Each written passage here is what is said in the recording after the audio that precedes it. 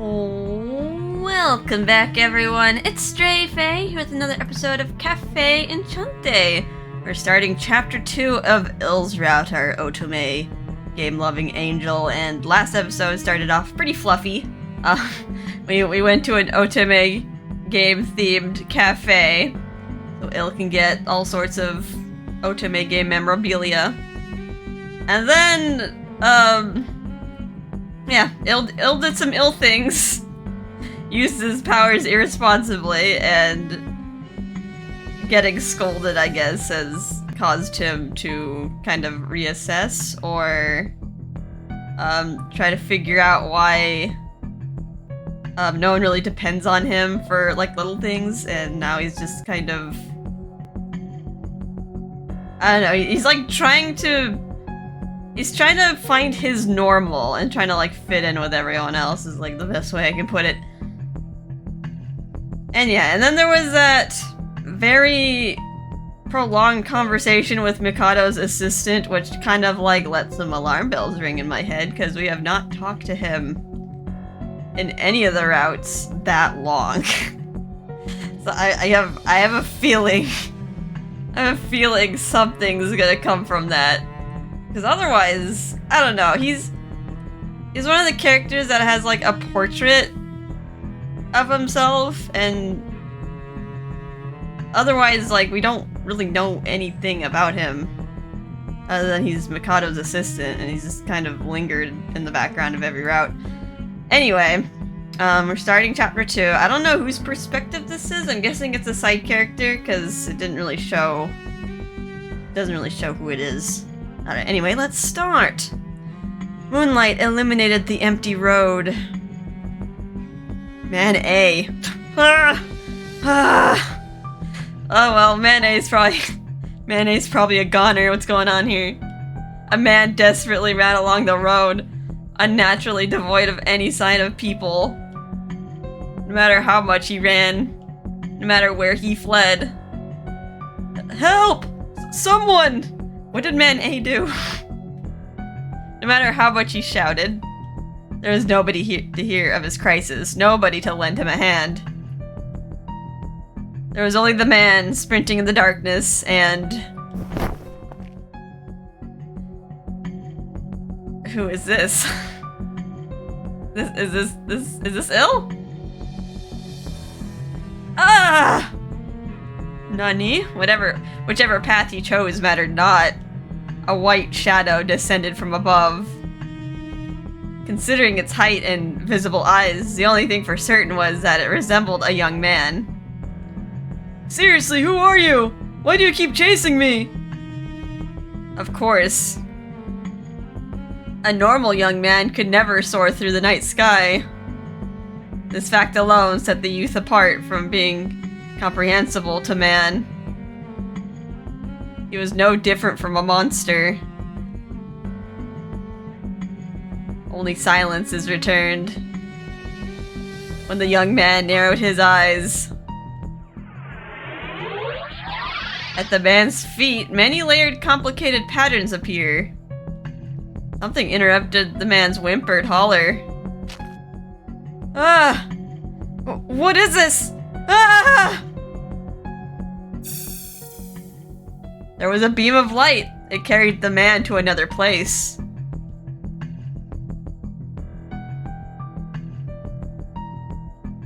The boy checked to see where the man went. Okay. Wait, what? Behind him, other white shadows approached and called to him with indifference. Sample recovered. Only 13 more until we recover our objective. Everyone head back and continue searching for suitable objects or suitable subjects. White shadows. Without so much as a nod, the white shadows dispersed in silence. Their leader gazes upward to the night sky. Then, he stops himself. He gazes in the direction of a certain cafe and mutters to himself. It is time to restore order. Then...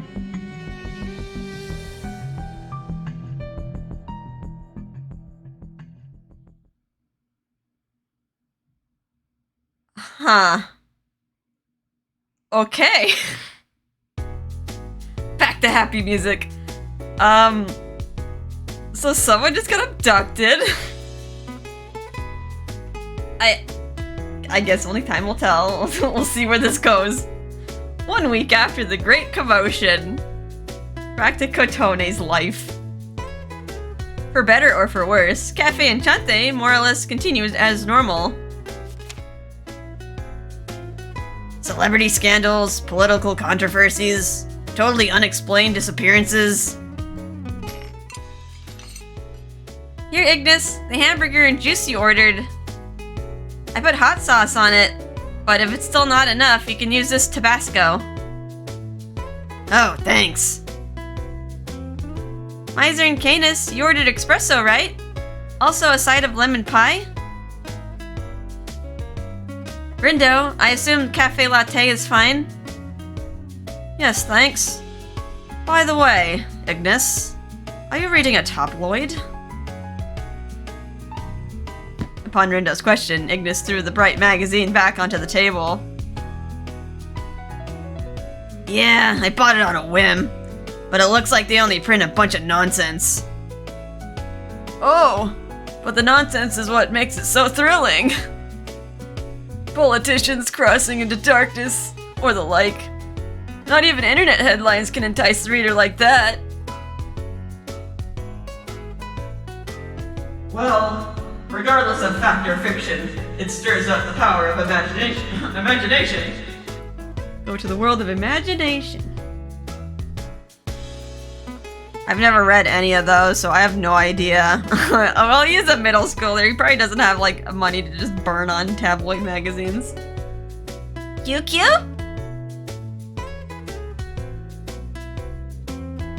And, as the idle chat bantered on, everyone glanced at the chair in the corner. Oh, ew, what's wrong? There, shrouded in a heavy air, a fallen angel sits, grasping his knees. He's having a crisis. This is a serious illness. Upon Miser's mumbling, everyone nods. That's right. For some reason, ever since that day, Il has taken the initiative to ask for ways he could help me in the shop.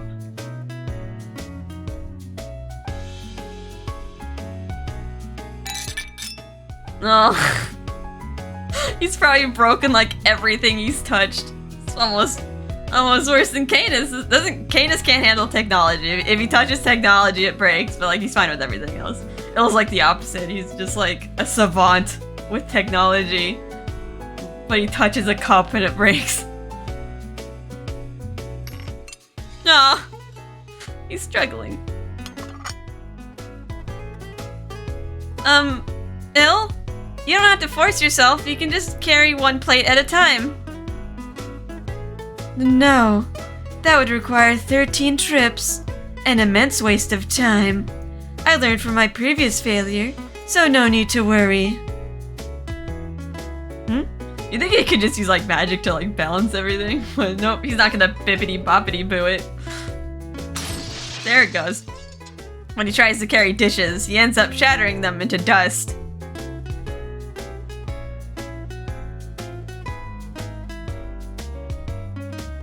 Are you really going to do this, Il? Of course. You want that top box brought down, right? Something like this is simple. What was that noise? Whoever's in the is whoever's in the warehouse okay? Il is buried under a mountain of boxes. I'm sorry, Kotone. Could you assist me in rescuing him? Yeah. He's like, how is he like that incompetent though? He's like gone into battle. Gotta carry a box? Nope. When he helps to organize the storehouse, he knocks things over and makes an even worse mess.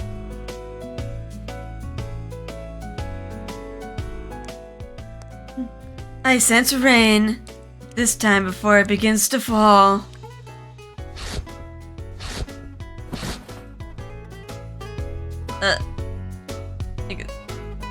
Why? I took it all in.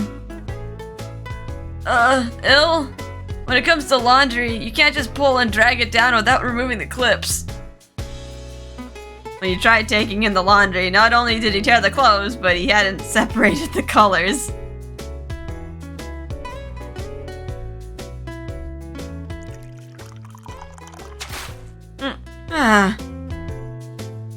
I told you! You keep tilting it! Can't you pour just one lousy drink? Even while preparing a cup of juice, the cup would be knocked down or spilt. Oh, Ill, my poor child. My poor baby Ill.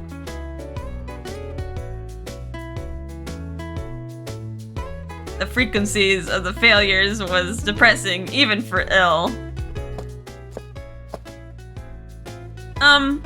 Ill? I approach Ill and speak to him gently. Yes? What do you need from this fallen angel? I sense an intense amount of self-loathing behind his words. You know, about all the chores you've been helping with for a while. I mean, he's trying to figure it out. I think, yeah, the correct option is saying option 2, I failed too. It's like, it's no reason to get down just because, like, you failed. There's people who have failed like 1,000 times before they finally get it right. So yeah, I'll say, well, I failed too. You don't need to be so gloomy. Everyone messes up. Everyone? That's right. At first, I messed up all the time, just like you. I'd break dishes or burn the food. Mom and Grandpa kept teaching me, and eventually I became better at doing chores. That's what being a kid is. It's the learning stage. Ill is technically a kid. Now I feel kind of weird trying to, like, date him in this game. I see. So even you. Ill raises his head a little and makes eye contact with me. However, there's still no cheer in his eyes. Thank you for your encouragement. I think there's truth to it. However, I've broken many things and soiled so many others, yet you don't scold me. Perhaps you've gone beyond anger and have simply given up on me? That's not... Before I can refuse, Ill himself shakes his head at me. No, never mind. I apologize. It would be presumptuous of me to draw such a conclusion. Kotone, is there something I should help with right now? Right now? Nothing in particular. I finished with all the orders. Ill, then how about coming over here? There are cookies she baked. Perhaps because he saw Ill frowning, Miser makes a suggestion. You're just gonna treat him. You're just gonna spoil him. Miser, you're a terrible dad. No, you enjoy yourselves. I'll return to my room. Ill refuses and trudges up the stairs. In the wake of his absence, we all look at each other. What happened to him? I've never seen Ill like that before. Me neither. We neither. But first things first, what inspired him to get so gung-ho about cleaning? He's been acting strangely ever since the day following the park disturbance. Do you happen to know why? No, I can't think of a reason. Oh. Yeah, about that. I might know why. Ignis puckers his lips. Starts talking about something that happened 1 week ago.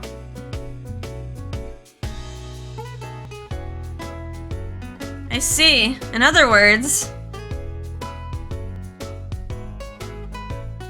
feels responsible for what happened at the park. When he consulted you about it, you gave him, helpful advice, right? Words escape me. I find it tragic to see someone with such good intentions, only for their efforts to result in disaster. Rindo's solemn words got even Karya and Kororo to nod in agreement. Everyone screws up at first, but I just kind of figured it was part of his slacker charm. But now, even I pity the poor wimp.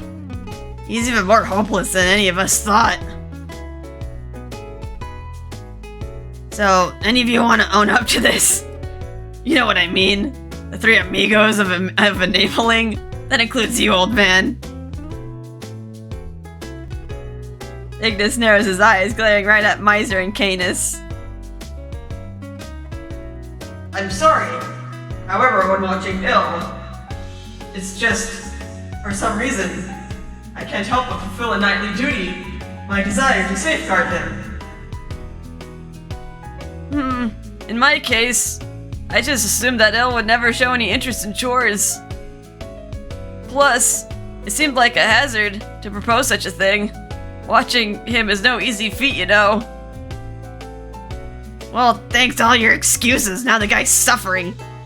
Thanks for nothing, you chucklepucks. I'm learning so many new words. Chucklepuck? I'm sorry. This began to sound like parents having an argument over how to raise a child. But why? Why what? Why, as in, what's gotten Il so bothered? This goes beyond a lack of life experience by now. As Mikado said before, Il possesses immense intelligence and dexterity. Now that you mention it, before when my smartphone was acting up, he fixed it in a jiff. Right? Plus, he's making a real effort to learn how to help. But Koro just falls asleep. I like how Koro's, like, in the picture is like, what's he gonna do? Like, give us input? He's a seal. This doesn't add up. So Karya and I, along with Kororo, who copied us, scratched our chins and thought when... Welcome!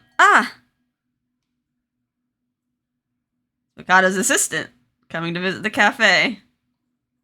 As the bell beneath the front door rings, a hooded man appears. I hurriedly straighten my uniform, heading to the entrance to greet him. It's been a while, Mr. Assistant. You came here to give Karya his medical exam, right? Affirmative. How's it going?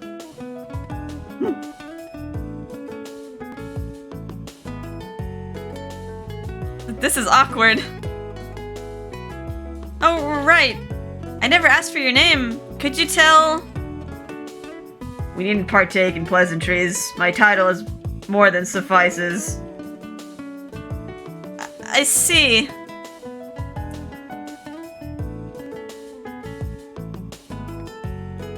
Indifferent as ever, Mr. Assistant goes to an empty room with Karya and returns in less than an hour.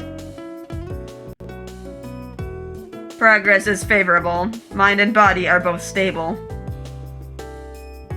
So long as he doesn't leave here for long periods, his condition will remain as thus. I see. It's good that there aren't any problems. But Karya, did he try to pull anything funny on you? Where did the man touch you? Show me on this doll. Did he draw blood? Did he pull hairs? Did he peel off skin? No, it's fine. Also, Miser, that's gross. Explain yourselves. Why have I drawn your suspicious inquiries? I'm sorry. I guess we're just used to Mikado's unorthodox research methods. I understand. I retract my protest. So even to Mr. Assistant, Mikado is seen as a weirdo. Anyway, I was just thinking, maybe you should ask this guy about ill. Huh? Maybe ill can't do chores and stuff because of some condition. At the very least, it's better than asking a certain weirdo. He got the medical exam done real quick, too. Since he's an assistant, he must be a non-human researcher. I'm a bit hesitant, but if asking him helps solve Ill's concerns, maybe that's best? Is something the matter with the fallen angel? Where is he? About that, to tell the truth,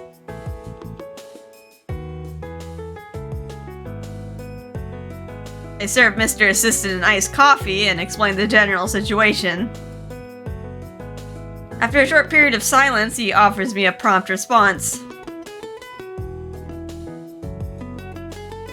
The answer is clear. It's a matter of simple biology. He has no need for such menial tasks. Thus, he was likely born with no ability to learn and remember such things. In other words, allow me to use a simpler metaphor. Could you get anything more out of a mere puppet beyond its artistic merit without your manipulation? What? What kind of metaphor is that? The extreme comparison to the cold that drops the temperature inside the shop. However, Mr. Assistant shows no sign of concern and stands from his seat.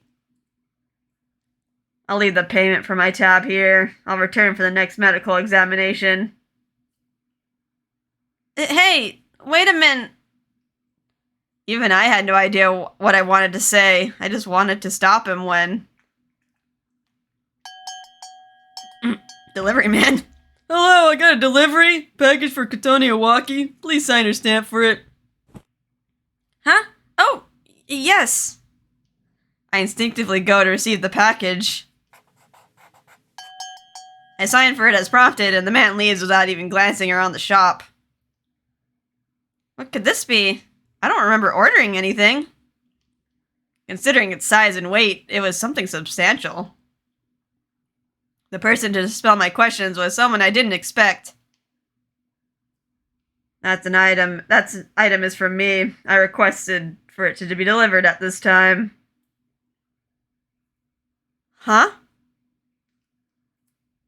The other day, I heard my employer, Akira Mikado, acted rudely in the store. Consider this an apology. What? Oh no, you didn't have to. If you're going to apologize, apologize for what you just said. Sure, you heard Ignis mutter, but Mr. Assistant didn't acknowledge it. Now then, excuse me.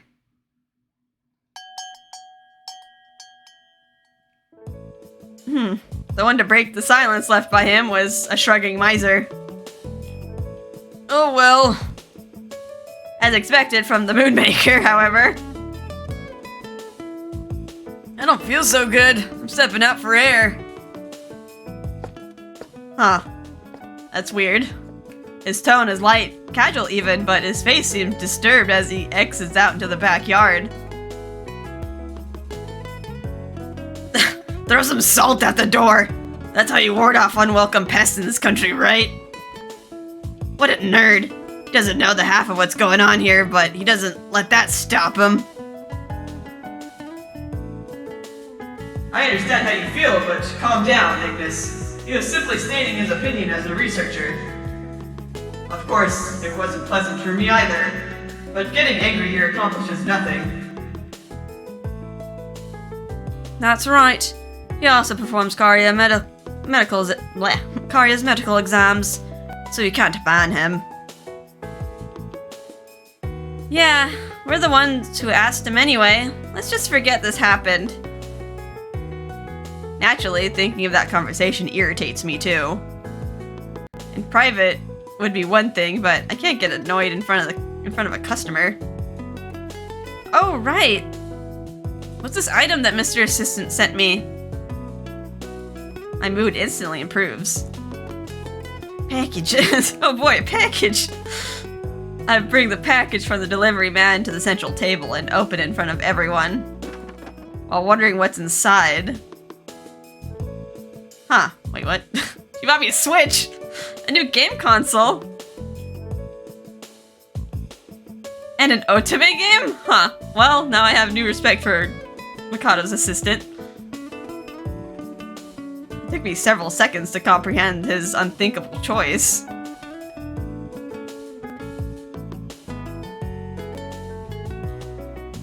Indeed. I must credit that game for providing true insight into the wonderful world of romance. It preaches the value of unconditional love. Ah, what a sentimental thought. Dare I say, I haven't the faintest clue who I'd be today without playing it.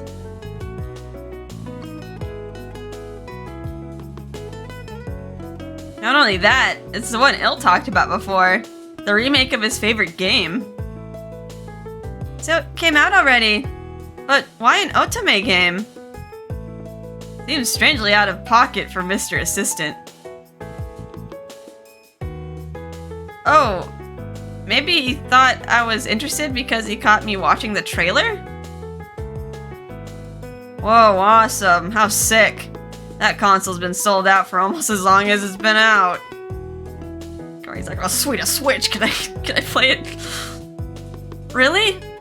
Sounds like he went overboard on his apology then. Not to mention it came from that Poindexter. Did he pay for it himself, or just sign off on it?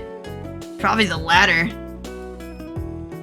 Mikado's a researcher and never spends his money. Besides, if it's an apology for the other day, what's the harm in taking it? That's true. Oh, I always like to think of salarymen who just like work all day and then like they can't spend the money that they're making. They're just too tired from working. Also, if you have this game, perhaps it could help regain closeness to Il. This may be the perfect item to encourage Il out of his gloom. That's true. Il expects that I'll be buying this and had been looking forward to discussing it. I guess I'll accept it gratefully then. I should show Il. I take the Otome game package out and head to the second floor. Il? Can I come in? Go ahead. As I opened the door, the dour air from earlier had lessened a bit, but I'd like to apologize again. Rather than helping you, all I've done is trouble you further. As expected, Il is still brooding. Not at all. I don't feel troubled. But you know, I've learned a lot of things from everyone too. Actually, it was kind of fun and refreshing to teach you something for once. Despite my gesture of kindness. It couldn't penetrate Il's cloud, and he seemed reluctant to relent. However, I feel us begin to go in circles, so I changed the subject. Oh right! Here, look at this! I bought... well, not quite. I just happened to look into it. I can't wait to play the game you hold in such high esteem. I interrupted him with an awkward performance and hold the Ultimate game up to show him. Suddenly, Il's eyes gleam. Isn't that the game I told you about? Mine is scheduled to arrive today too. But to think you would obtain it before I did. Yeah, well... I was planning to buy it much later. In reality, it seems useless to elaborate. I'm looking forward to playing it. Believe it or not, this will be my first Otome game. Haha. Then I anticipate there will be much you do not understand. If you have any trouble getting through it, do not hesitate. I have all the routes and choices committed to memory. Il taps the cover art. At the end of his finger, I see a handsome young man. For me, this young man's route is a particular favorite. He has many secrets. The further you progress, the more enticing his enigmatic persona. I see. Then maybe I'll do my best to reach his ending first. When I say this, Il beams with joy. Once you clear it, we should discuss our thoughts. I suspect it'll contain many new events and updated goods. The thought makes my heart skip a beat. Il seems genuinely ecstatic that I expressed an interest in otome games. At last, the melancholic fog dissipates. In addition to Il's gestures, his bright eyes and expressions convey sincere happiness. It was a sight to behold. Cute! I stilled my thoughts, but not without a giggle. Cute, you say? If anything, wouldn't you say this young man is more handsome, if anything? Oh no, never mind. Just talking to myself. I don't think she was talking about the man on the cover. Regardless, I appreciate seeing Il cheerful once more.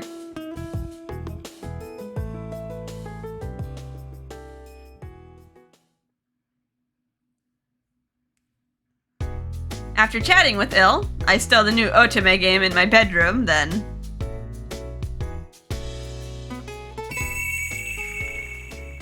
Oh, going to Medio. Woo!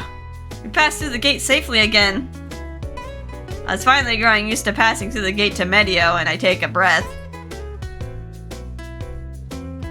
Did you forget anything, Kotone? The queen is some distance from the gate, so returning to Enchante may take some time. Nope, I'm fine, thanks. Off in a corner of this natural landscape, I stand off to the side, holding a fairly heavy bag with one arm. Contained within are vials and cakes. If you have time, I would love to invite you to Medio once more for a tea party. Canis delivered this message, and since Titania invited me here, I brought some gifts. Those who came with me are Canis, who hailed from Medio, and one other person. Oh, Il's coming to the tea party too. Kotone, please lend me your bag. I promise to make for a worthy bellhop. Okay, please do. There are drinks inside, so be careful. I can at least accompany you, so Il had insisted after I informed of our trip to Medio. He gives me a nod, then carefully takes the bag from me. Then let us be off. I'm sure Titania eagerly awaits your arrival. Canis also appeared to be gently watching over him.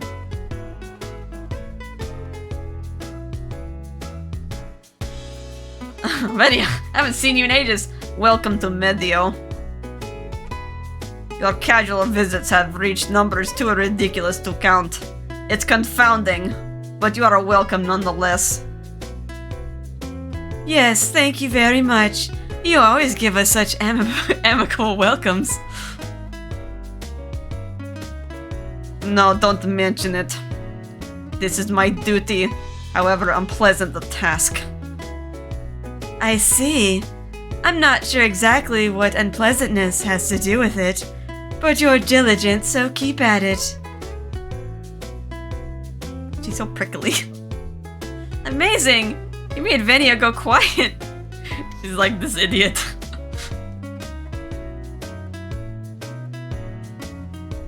Ha ha ha! Il is oblivious to sarcasm, so naturally the two are enemies. The interaction of two different realms seem to have created unthinkable interactions. Hehe, to think I'd ever see Venia make a face like that. It is well worth inviting you. It's been some time, Kotone. Indeed it has. It's been a while, Titania. I'm so sorry for making you wait. No worries. I heard your circumstances. The mysterious wormhole seems to have caused you quite some trouble. Canis, thank you for guiding her. Kotone and I are going to have a tea party. Would you like to attend?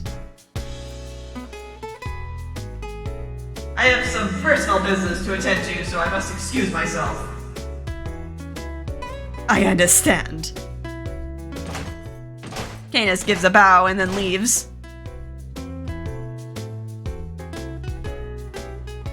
I pour coffee I brought into a wooden cup. After I hand it to Titania, she closes her eyes and seems to enjoy the aroma wafting up from the cup. Yes, I can tell just from the aroma. Your skills have improved yet again. I feel as though in a way, I've become something of an Enchante regular, eh? That's right. Oh, fairies. Hey! That drink called coffee? Can we drink it?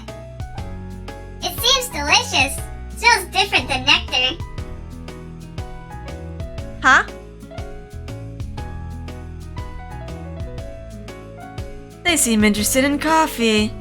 Is it possible for non-human fairies to drink it like you and Canis do?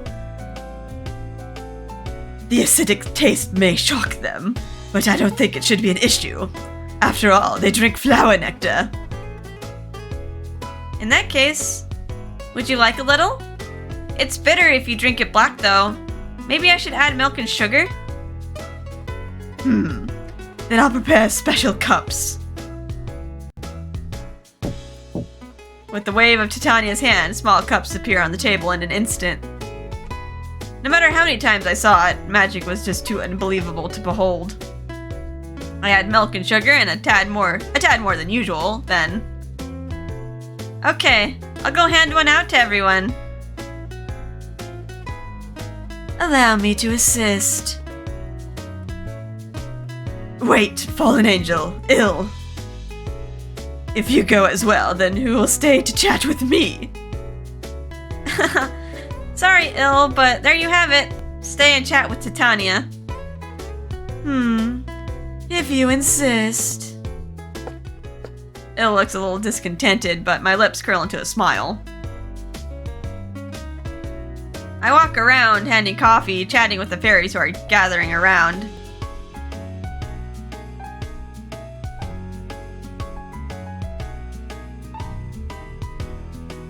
Is this Titania's perspective?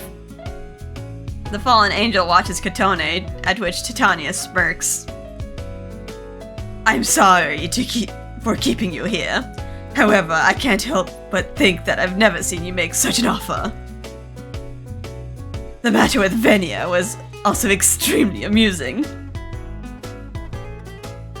With this opportunity, I figured I would like to familiarize myself with you, since you affiliate with Canis. Yes, I don't mind at all. Would you call this a mutual understanding? Yes, precisely that. Then to get started, come before me. It would be best if we were at eye level. Wait, is she gonna read his mind? Wait, you did that? You did that with Kotone, right? That was a while ago. Jeez. Heeding Titania's beckoning, Il bends politely before her, resting on his knees as he meets her eye level. Will this suffice? Yes, thank you. While saying this, Titania peers into Il's eyes.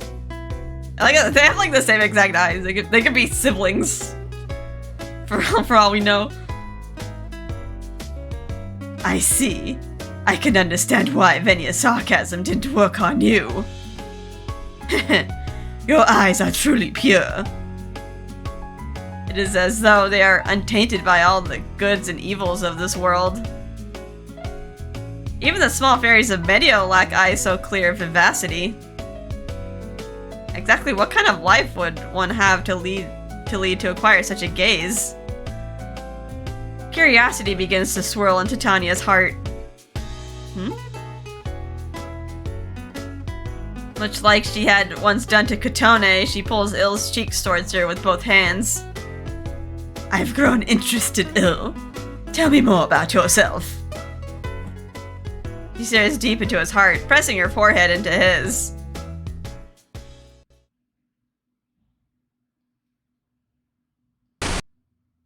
Wait, what? Static?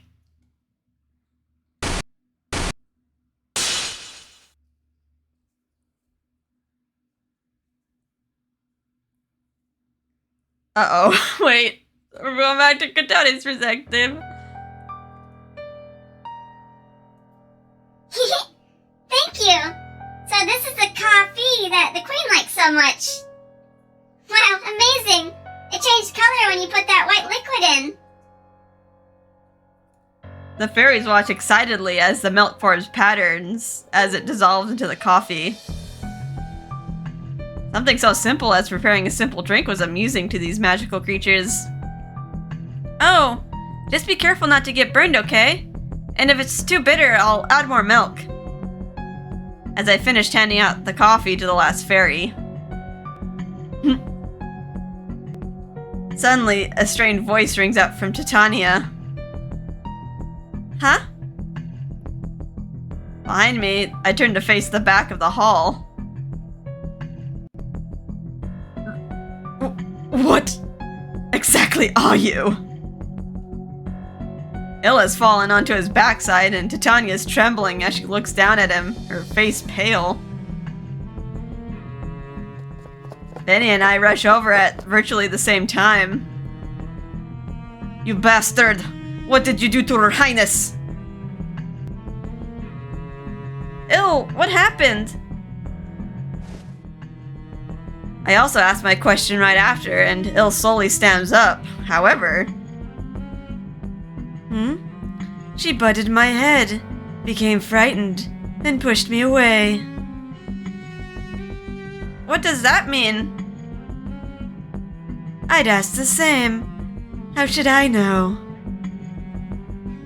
Saying you don't know won't suffice. I was a fool for letting down my guard because of your harmless face. What did you... Oh, wait.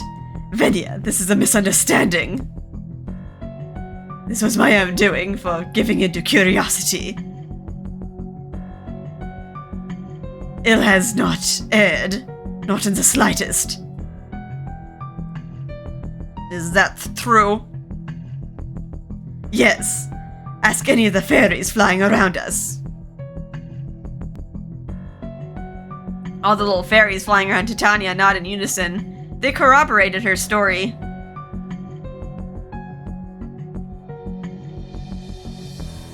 While his face still looks unconvinced, he seems to understand. Venia's clear vigilance is lifted. Bill tilts his head in puzzlement. What exactly was the meaning of this? I don't even know what happened. It seems like Il didn't do anything after all.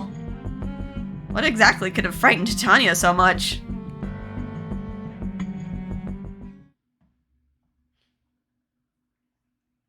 Afterwards, upon Canis's return, we decide to end today's tea party. Anyway, Titania, see you again. Sorry for intruding, Venia. Thank you for the gift of nectar as well. We shall use it for honey lattes. Yeah, that sounds delicious. I'll try making that tomorrow.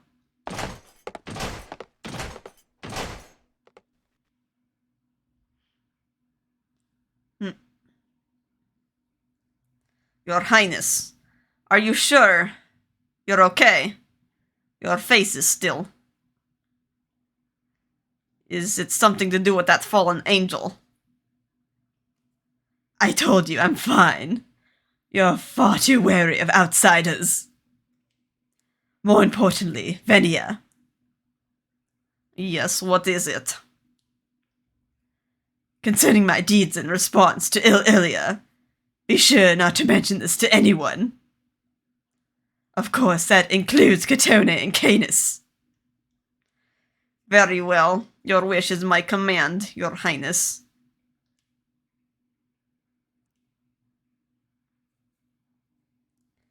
If this isn't some sort of mistake on my part, That is, one with such a pitiable soul. What does she mean by that?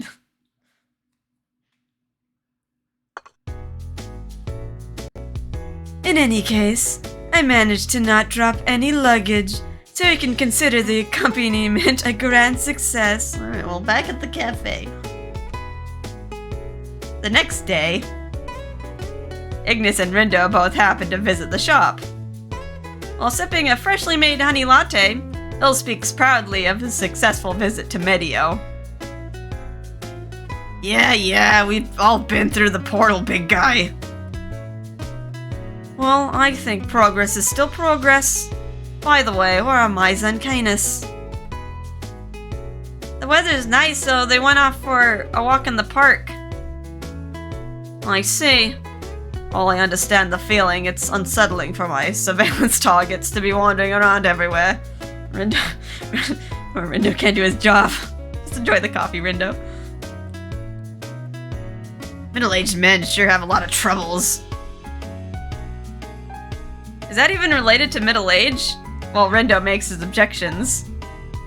Talk of the weather reminds me of something. Oh, I almost forgot.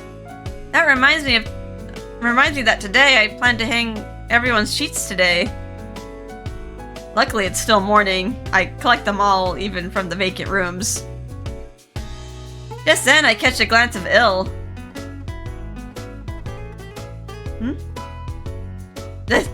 As expected, he starts to squirm, indicating his desire to help.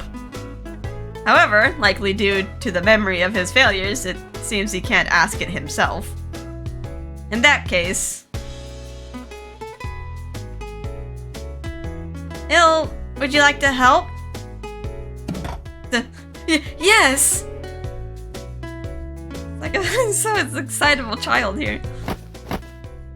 Okay, all the dust's out, so it's all prepared. I look up while thinking about the laundry ropes strung tightly in the backyard. Kotone, what should I do? Let's see, all that's left to do is hang the sheets. Let's give him the big sheets. Give him a big job to do. Maybe I'll entrust him with the sheets from Ignis, Canis, and the empty rooms? The big sheets are hard to hold up, and they block your view. Can you handle that? Hopefully we didn't just, like, mess him up. It's a difficult job, Elle. These are big sheets. Please leave it to me. If I fly, I can drop them down onto the string, so it won't even be necessary to drag them. I see. I'd classify that as a shortcut, but I guess that's fine. Just be careful not to let the wind carry them away.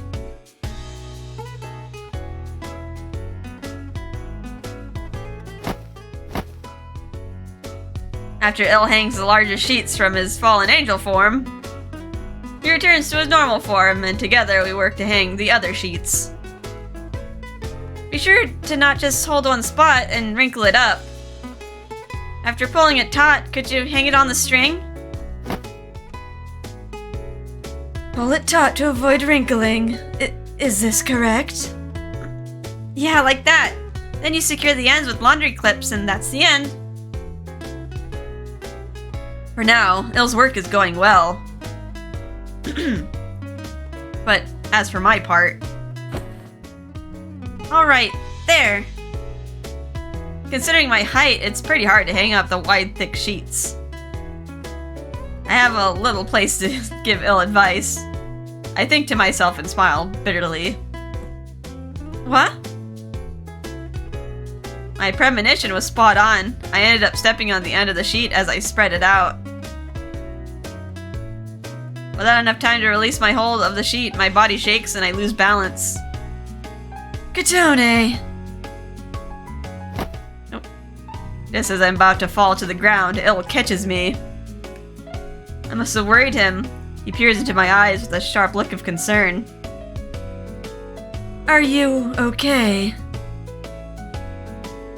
Thanks. I'm fine thanks to you. As for the sheet I was holding, the edge I stepped had dirtied. It's otherwise fine, but...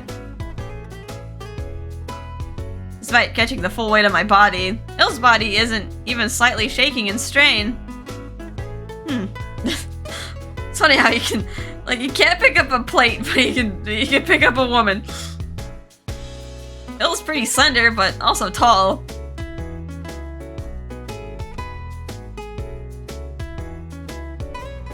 It reminded me of the time you whisked me away while we flew on that date. In times like these, he's just as reliable as everyone else.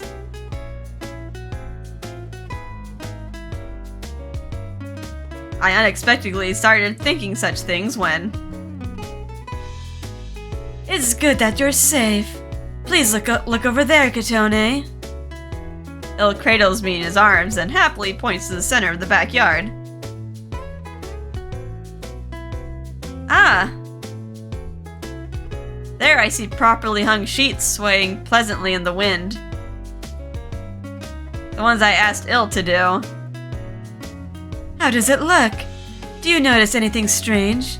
All feedback is welcome. No need to be shy. I stand back up and go to check them. They aren't wrinkled and in proper shape. Yeah, all good. A perfect score. I turn back to him and smile.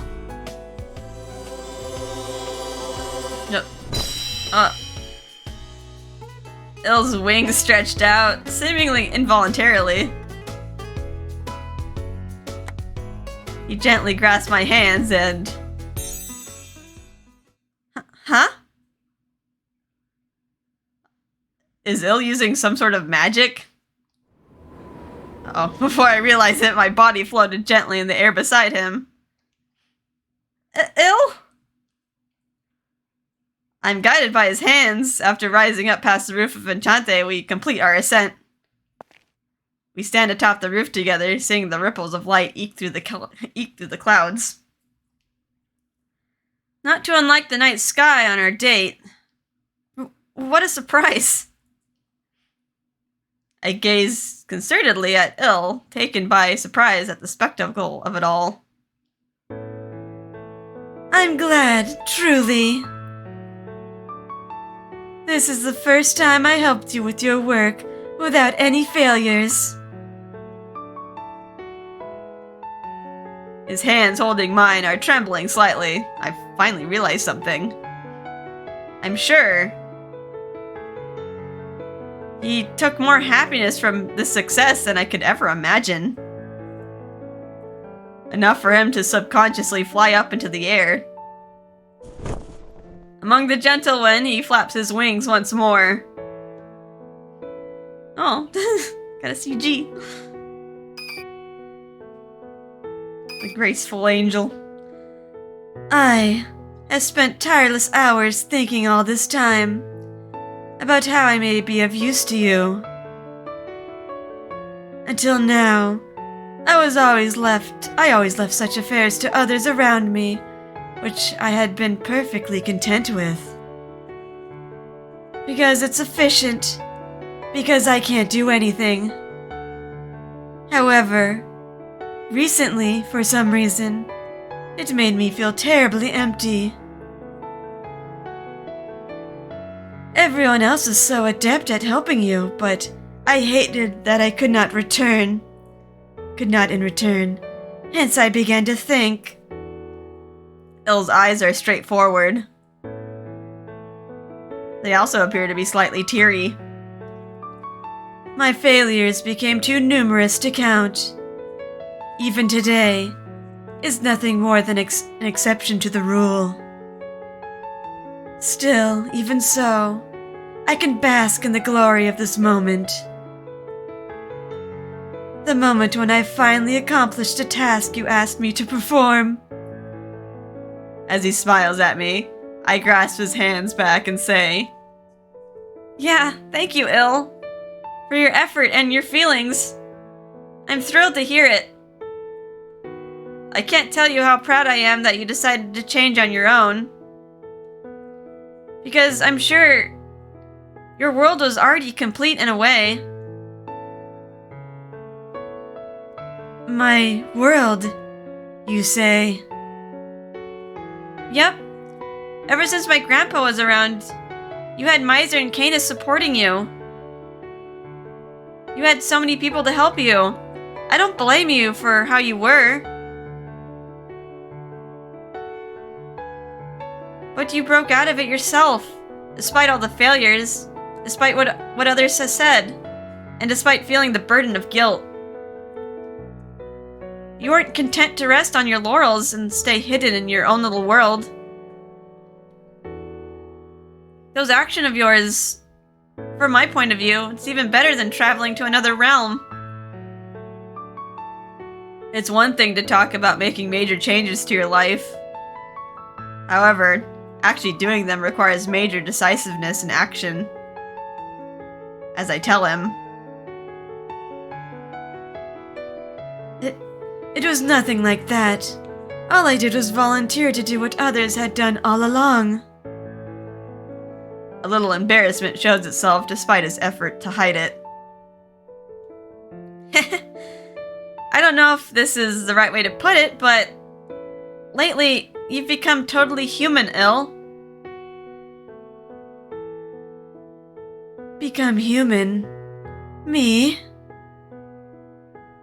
Yeah, to be honest. When I first met you, you were hard to read, which troubled me. But now it's the opposite, and I smile and tell him. As of late, you've taken the initiative to do all kinds of things, and you've made new experiences.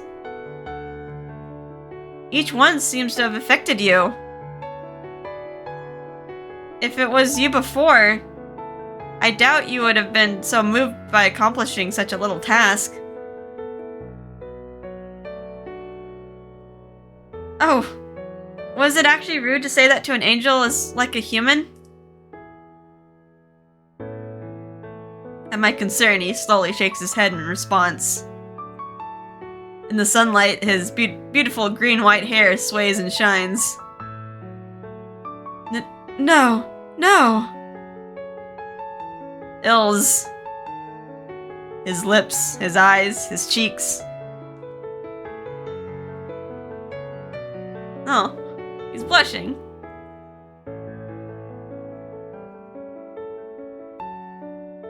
I'll become like a flower in bloom. Not at all. I would be very happy if I became more human. In this moment, he had the most beautiful smile I had seen in the whole world. It's different from his usual, well-ordered and gentle smile.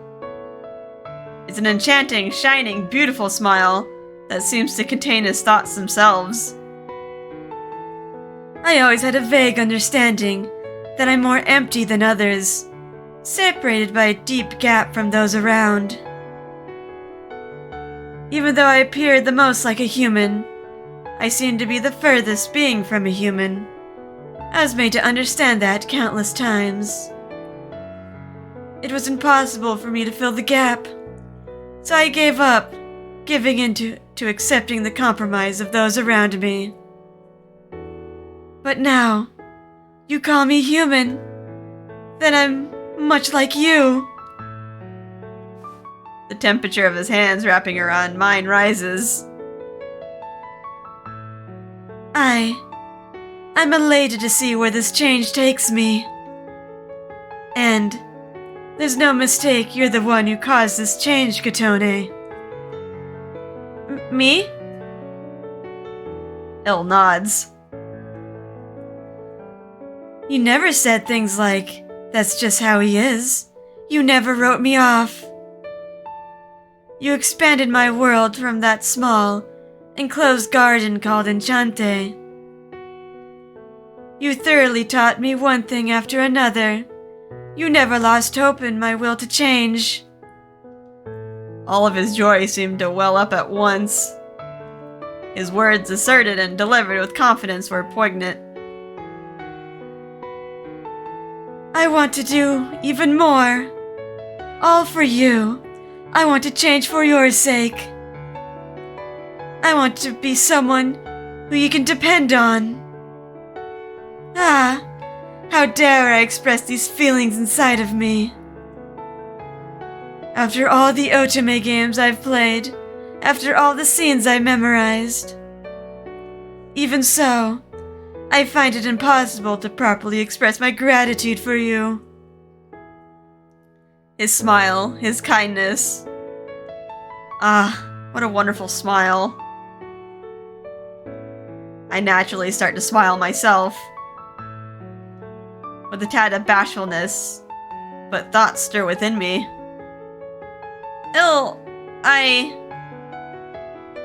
I like your smile.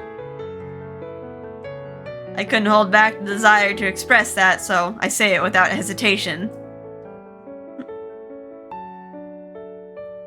However, as the words escape my mouth, a wave of embarrassment crashes over me. That's why, going forward, let's keep trying all kinds of things, Il. Yes. Like that. I said such an innocuous line to try to hide my embarrassment.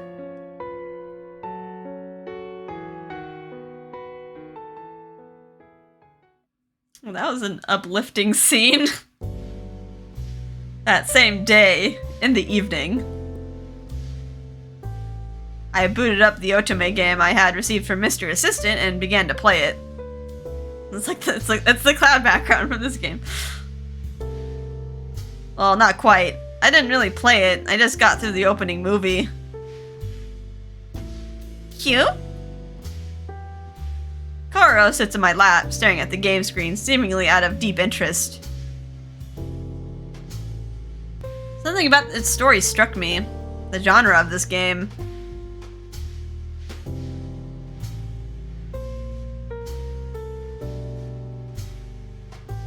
Is fantasy. A world where magic is perfectly normal. The main character owns a general goods store. In other words, you're the heroine. Famous magicians and royalty, among others, come to visit. Players can romance men of all statuses.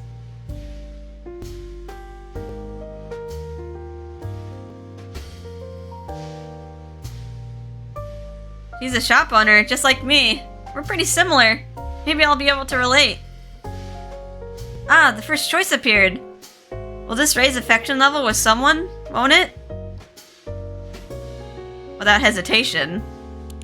I picked the choice I think would raise the affection level with the demure young man Il had recommended to me. Mysterious young man. Thank you kindly, this is the item I was searching for. You think that you'd help me locate such a rare item? Ah, I did it! That raised his affection level. I think. Q!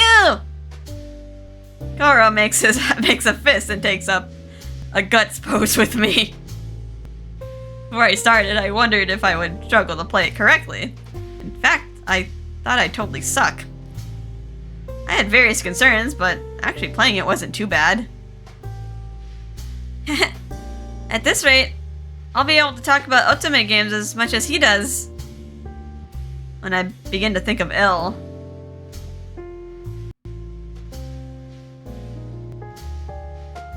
Suddenly, I recall his smile. His excitement for having changed. The way he credited me.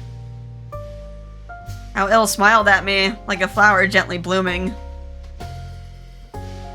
A smiling face of his I'd never seen, that didn't seem like his. As I think it over, I start to feel.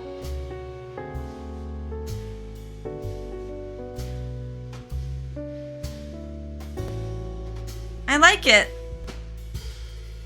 That pure, genuine goodwill. When I receive it so directly.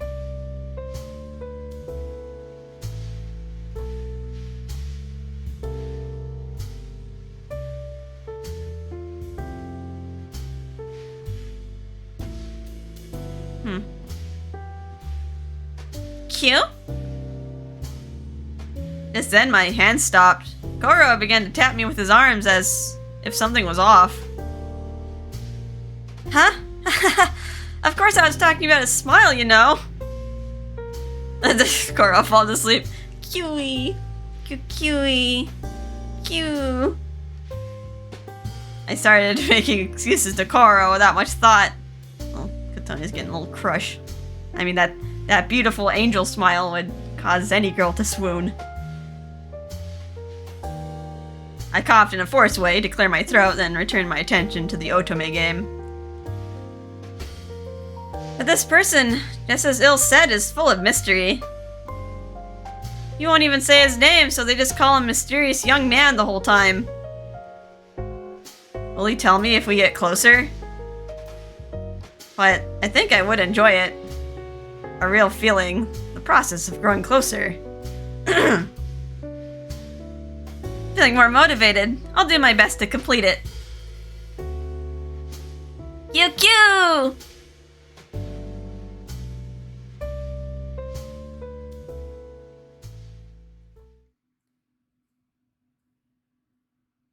Several days later. Take a break from playing the Otome game. Woo! I'm finally out of Enchante! For once, I wasn't leaving just to restock ingredients. My own private outing. It seems I'm not the only one who had a big change in feelings after that matter.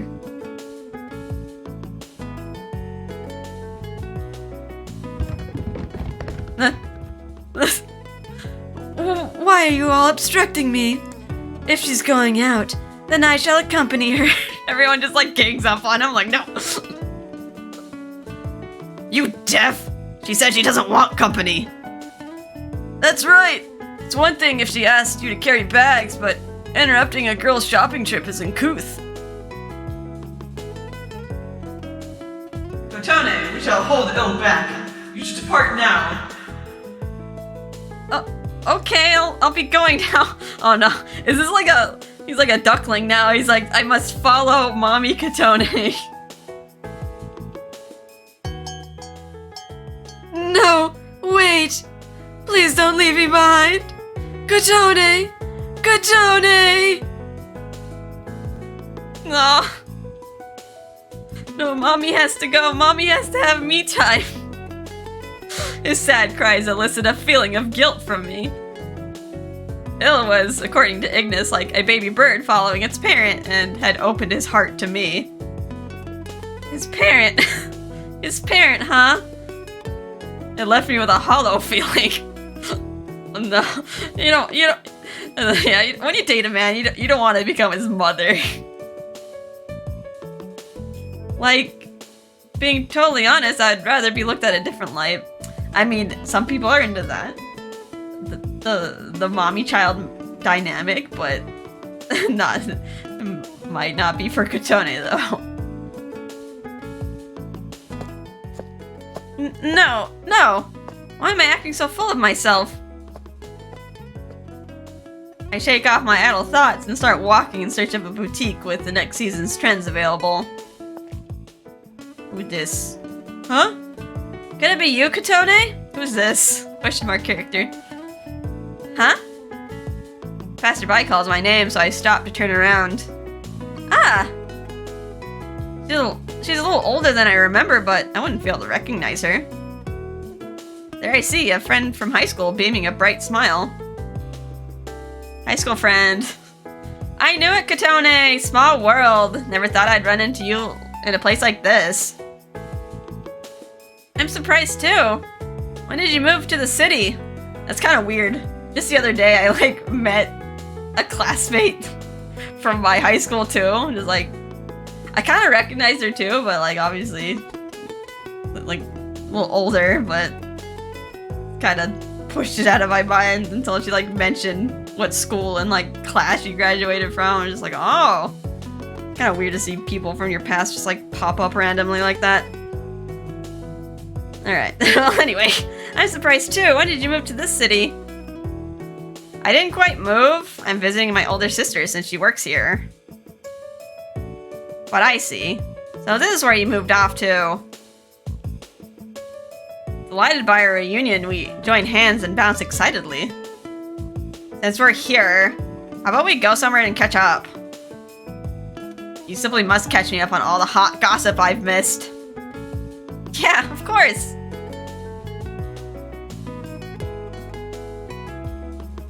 After getting takeout coffee from a cafe, we leisurely sit down on a bench in a nearby park.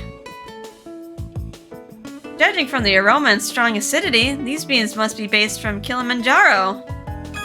Kilimanjaro, a brand of coffee bean and a variety cultivated around Mount Kilimanjaro in Tanzania.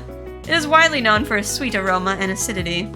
Finally, a coffee definition in our cafe Otome game. I look down at my blended coffee in my paper from the perspective of a cafe owner. Take a sip for research, thinking you might have a more nuanced flavor profile. You can tell. Oh, it's just a guess. I guess I drink so much coffee that I'm developing a palate for it. Ah, now that you mention it, you own a cafe now, right? As I move to ask her how she knows. I remember that some of her relatives are entrepreneurs, so I consulted her. If you don't mind, could I visit your shop sometime? Yeah, of course. Oh, we're gonna get like a human visitor. If I tell everyone beforehand, they can either hide or pretend, so there shouldn't be any issue. But I see. You've always been a great chef, Kotone. How's business? Good, I assume. Decent, I guess. I make ends meet thanks to some regulars. Huh? So you have regulars? What kind of people are they?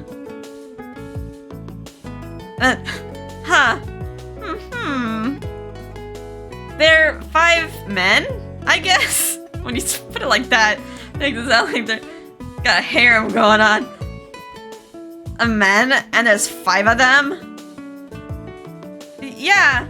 Why are your eyes gleaming like that? Okay, we gotta make sure that none of them take out their superpowers, and Canis puts his head on. Well, you know, moving to a new city means a fresh start. It never hurts to make some new friends, right? Hope this isn't too forward, but are you into any of them? We never talked about your love life. I nearly choke on my coffee. Into them? As in... I didn't take after my grandpa's work to do things like that. Then... Is there anyone you like? That's... Okay, I guess you had to say option 3, not exactly. So a workaholic, that's like brushing it off too much, and remaining silent is... The silence is damning, probably would be damning, so let's do not exactly. That's... If I wanted to, I could derail the topic or dodge the question. But... I'm not really sure what it means yet, but... Yes, go on. There's someone in my life, but I can't quite place what it is we got. What does that mean? Maybe I had a subconscious desire to speak with someone about these feelings that suddenly sprouted inside me. I give in and start slowly confessing it. It really is just someone I'm curious about. He's a bit off from normal people and clumsy. At first I felt I couldn't just abandon him and thought it was cute, but... I'm aware that I'm turning bright red on the... Kotone's mommy tendencies coming out. Once I started talking, I couldn't stop. When things heated up, he made such a lovely smile, and I realized he's a man too. That straightforwardness and purity, something about it intrigues me. Or so I think. Sometimes, maybe? This silence is embarrassing. At least make some sort of comment. Oh, but it's nothing like wanting to date or anything. It's not a desire like that. Our relationship doesn't seem like it's going anywhere. Finally, despite her saying nothing, I start making excuses. Huh, I see. While she was puzzled at first, after hearing my answer, she seems to nod. Follow your heart. I'll be rooting for you. You don't need to. She's holding your thumb up and making a sly face at me, and I shout back in response.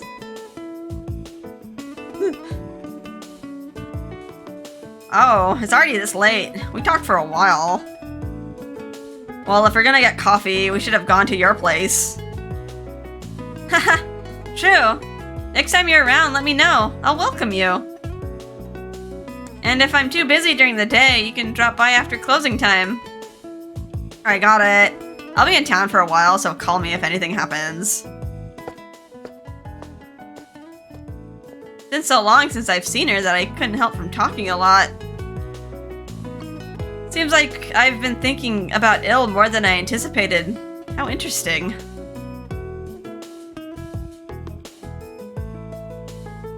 After a slight detour, I finished shopping, and the sun had set. The air seems strangely moist. The weather report said it would be clear all day.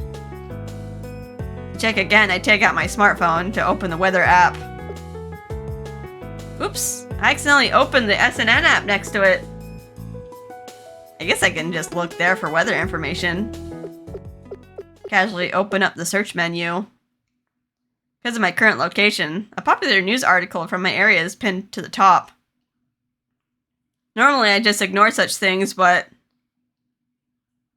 Mysterious disappearances? My eyes hone in on these strange words. That reminds me, Ignis was reading an article about that earlier. I get a little curious, so I squint at the fine print.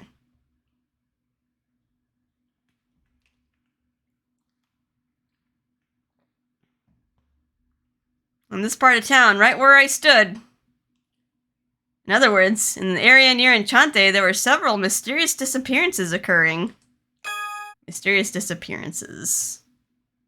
Sudden disappearances of people with no prior warning or trace, as though it was the work of a god. That's a foreshadowing. There are currently around 5 victims. They were last spotted at night before allegedly being abducted in back alleys. For some reason, they never came back out and vanished completely. That's right, without leaving a trace. There are already multiple search requests registered with the police. There's a chance it was overblown and it wasn't reported on TV yet.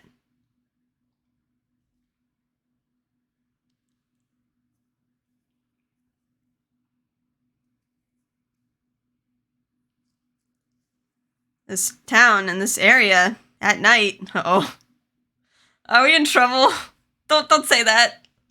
I look up into the starry night sky and quietly put my smartphone away.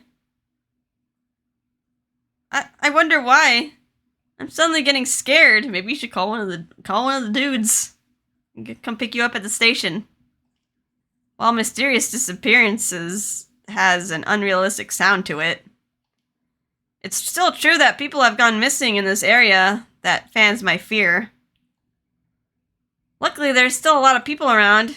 I should go home before it gets really dark. Maybe it's because it's dinner time. The streets get less and less populated, and I can hear my footsteps echo as I walk. No, that's not possible. I only just read that news. It wouldn't happen to me right after. Oh no, woman! No! Stop! I hear a faint shout. It's a woman's voice, I think. The source of the voice was in the back of a dark barrow alley stretching between nearby buildings. Ooh. For a moment, the darkness makes me hesitate. But I heard it! If I ignore it and went home, it would definitely bother me. I hold my smartphone in one hand so I can call for help right away if need be and leap into the alley. Relying on what I had heard, I checked the surroundings, but... Where'd they go? Is anyone there? I try calling out, but as expected, there's no reply. Just then, slightly... I noticed something at my feet that stands out a little. What could this be? I know it's something. I can't describe it. Is it a very bright feather? Considering the feeling from my fingers, I can tell it's something soft, but due to the faint light engulfing it, the outline is too blurry to tell. There's no sign of anyone. I rush over pretty quick, so I figured I'd at least see a silhouette of if something was happening here. So then, what was that shout? This area has a lot of bars. Maybe the rowdy voices of people echoed through here. Maybe? I don't know the truth, but there's no mistaking this is a dark place. In fact, if I stayed here, I wouldn't be able to defend myself. Without thinking about it, I put something I picked up in my bag and decided to leave in a hurry.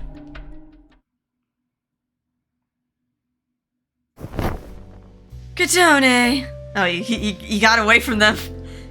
you got out of their grasps, it seemed like. Huh? Ill! At the same time I emerge from the alley, Ill comes swooping down from the night sky. And only slightly after, Canis appears from the path to Enchante. That was shocking. Did you come all the way here like that? Yes. The night is growing late, so I received permission to fetch you. Please don't worry. I shrouded myself in magic to hide my form. If you simply didn't fly in the first place. Apologies. Seems he wished to see you even a moment sooner. Please don't reproach him. It's fine. In fact, I feel relieved. I was a little scared to go home by myself. Scared? Did something happen? I give the two of them a brief explanation of the incident in the news. Mysterious disappearances, you say? Such strange things to occur. However, I'm here now. No matter what happens, I will protect you, so please don't worry. I'm sure. I'll rely on you. But just in case, we decide to hurry back to Enchante to avoid such an incident.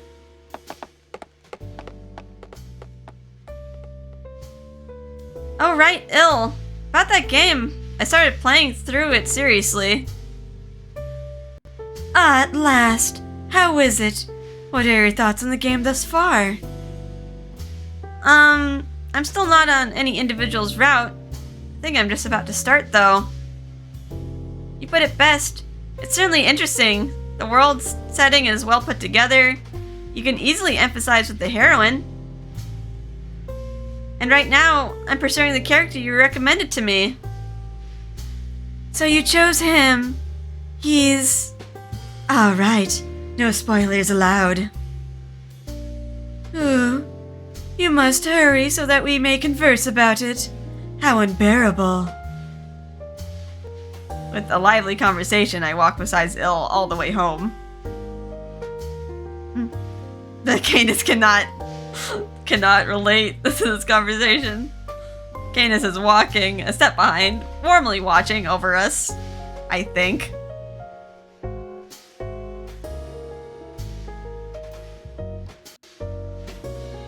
I'm back, Koro! Cute! When I return to my room, I do a dancing turn with a welcoming Koro in my arms. Then I sit on my bed and point to the game console I left. When I started talking about this game, Il smiled gleefully again. For Il's sake, too, I must hurry and finish it. Cute! Like yesterday, I boot up the game with Koro in my lap. Seems Koro has taken a liking to this setup too. Let's see. The story so far was...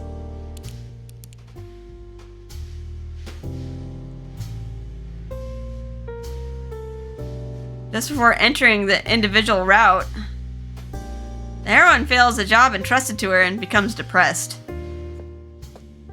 She sits miserably in the park. There appears. What's wrong? You seem perturbed. Is there anything I could do to help?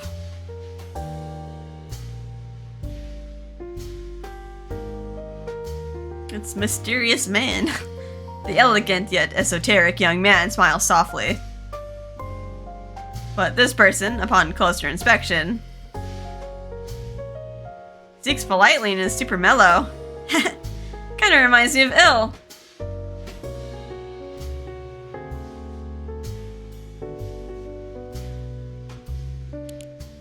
As I smile over it, I slowly press the confirm button. I have taken a liking to your natural smiling face. In order to reclaim it, I would do anything, even if it meant taking the world on.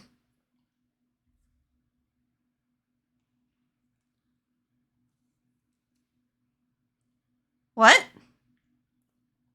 Q? Huh. Feel like I've heard that line before. Maybe?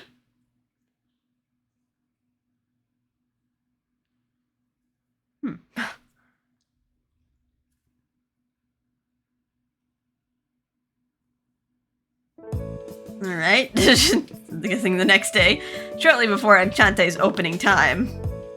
Before the owner, Kotone, made her way downstairs. 5 of the shop regulars surround the table with serious expressions.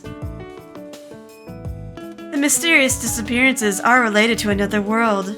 Or non-humans, you say? The subject concerns the rumors which had circulated as of late, all about the mysterious disappearance incidents. It's too early for this crap! Even if they are beings from another dimension, that has nothing to do with Enchante, right? Pretty much. Even I know it has no direct connection to you. However, we've detected traces of strange spells. If possible, Maiza and Il. Since you two specialize in magic, I'd like to request your help with analysis. Maiza and Il exchange a look, prompting Il to lift his eyebrow. While Enchante is unrelated, the disappearances took place not too far from it.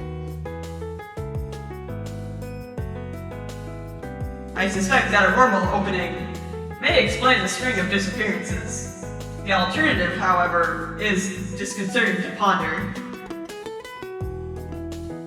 Also, just in case, if she so happened to be the target. We should prepare for the worst. Each regular contemplates this thought themselves. Hold it. Regardless of the case, it would be best to talk to her about it too. Kotone, good morning. You woke up rather late today. Is something wrong? Is something stuck to my face? Sorry, Il. I'm just half asleep. Also, why is everyone here? Even Rindo's here so early. About that.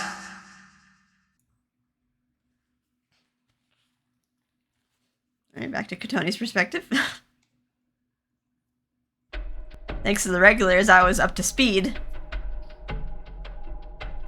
Truth be told, last night, it occurred just around the corner in an alley off of the main street. A young woman disappeared. The time was around 20:00. The 20th hour? That's like 8 p.m. I think, yeah. Military time. The time and place takes me back.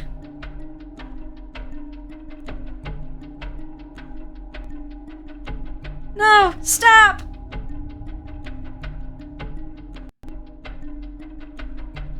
Don't tell me. Could that have been the scream I overheard? Huh? What's with you? Were you there or something? I didn't see it directly, but I thought I heard a scream. Thought it was my imagination, so I didn't look into it.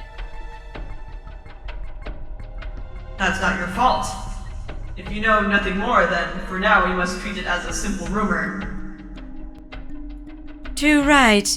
Even if you were to reach the woman just as she vanished, you may not have been able to save her. In fact, you may have been taken as well. The mere possibility causes my hair to stand. For now, I'll save my regrets for later.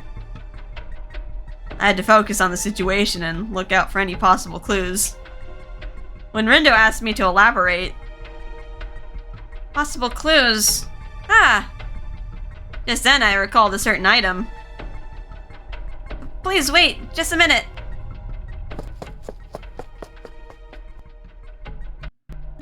I hurried to my own room and returned back down with my bag. Last night, I picked something up at the scene, but I don't really know what it is. You don't know? The hell is that supposed to mean? I couldn't quite see it. It didn't have a shape. It was hard to make out. You couldn't see it. The plot is thickening. Well, it would be faster to show than to explain, so I began to rummage through my bag. Wait, but the inside of my bag is dark. Did that mysterious light vanish? With little choice, I searched through the bag with just the shop's lighting and the feeling of my fingers then. I think this is it. Found something white in my bag. Without knowing what the item was, I pull it out and go hand it over to Rindo. Oh, I guess the light has dissipated, and Il probably knows what it is. What? This is... With the movement of Rindo's hand, it glimmers in the sunlight. In exchange for its diminishing glow, however, we see that it is a single white, soft, and lovely feather. Its appearance is related to non-humans. The strange object found at the scene was a stark white feather. All of us realized at once. An angel's feather? Everyone's gaze focuses on Il. Il, do you know something about this? Canis asks in a low voice, and at that moment, Il clutches his chest and collapses on the spot. Il? Oh, well, that was Kotone.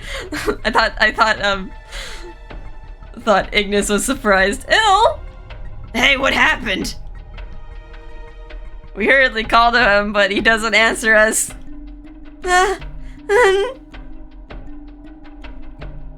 With raised nails, he tears at his chest. Normally, beautiful songs flowed through those beautiful lips, but now there is only dry, disorderly gasps. Rindo, hide the feather! I got it. Rindo follows Miser's demand and stows the feather in his pocket.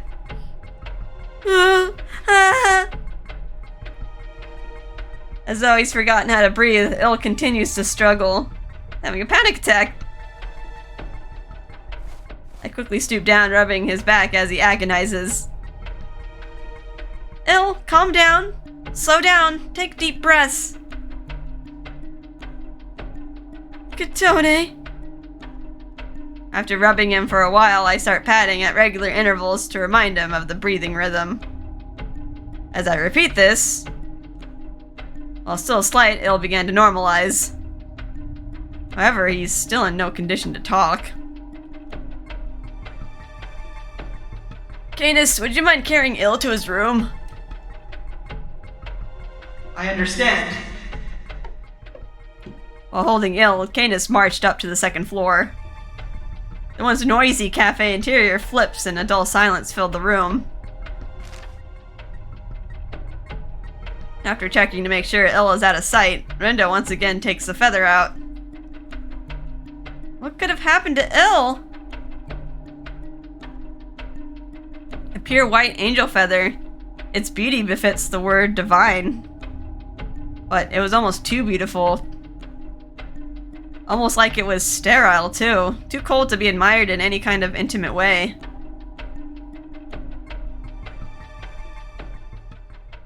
Alright, well, as Cadence says, the plot thickens. Oh, it's Il's perspective. Is he gonna be alright?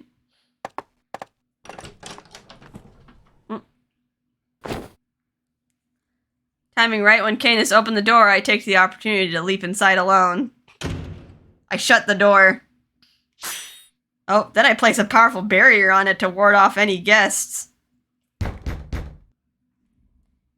What are you doing, Il? One of us needs to watch over you until your condition improves. I'm okay.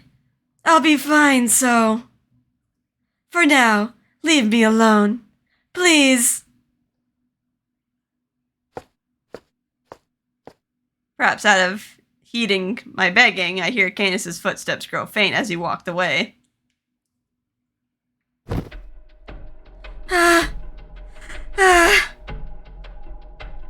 Without turning on the lights, I clutch my chest once more and sit feebly on the floor. That feather is... Why would something like that be in the human world? It couldn't be. Are the other angels searching for me? Calm down. It's simply a coincidence.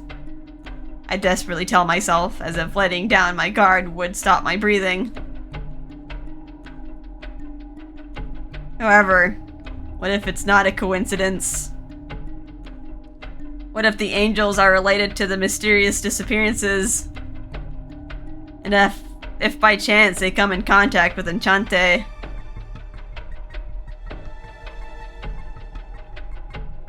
If Kotone becomes involved, the girl who adores my smiling face and my identity. What if they tell her?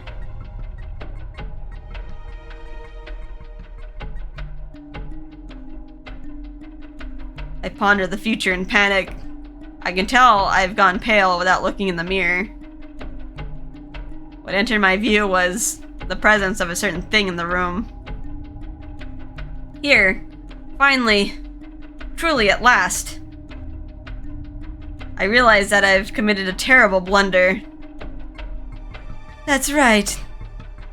If she plays through that title, will she discover my true identity?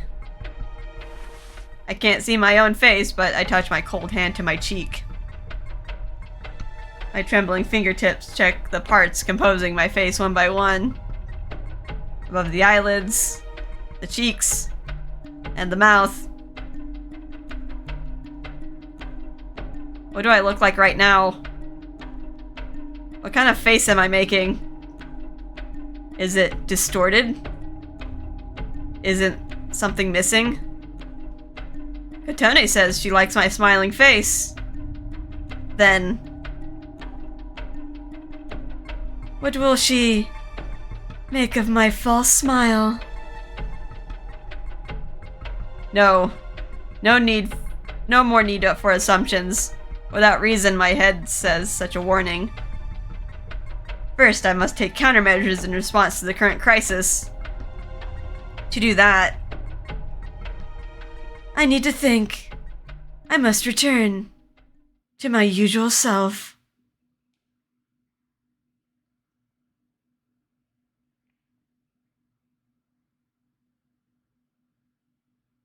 we're back to Kotone's perspective.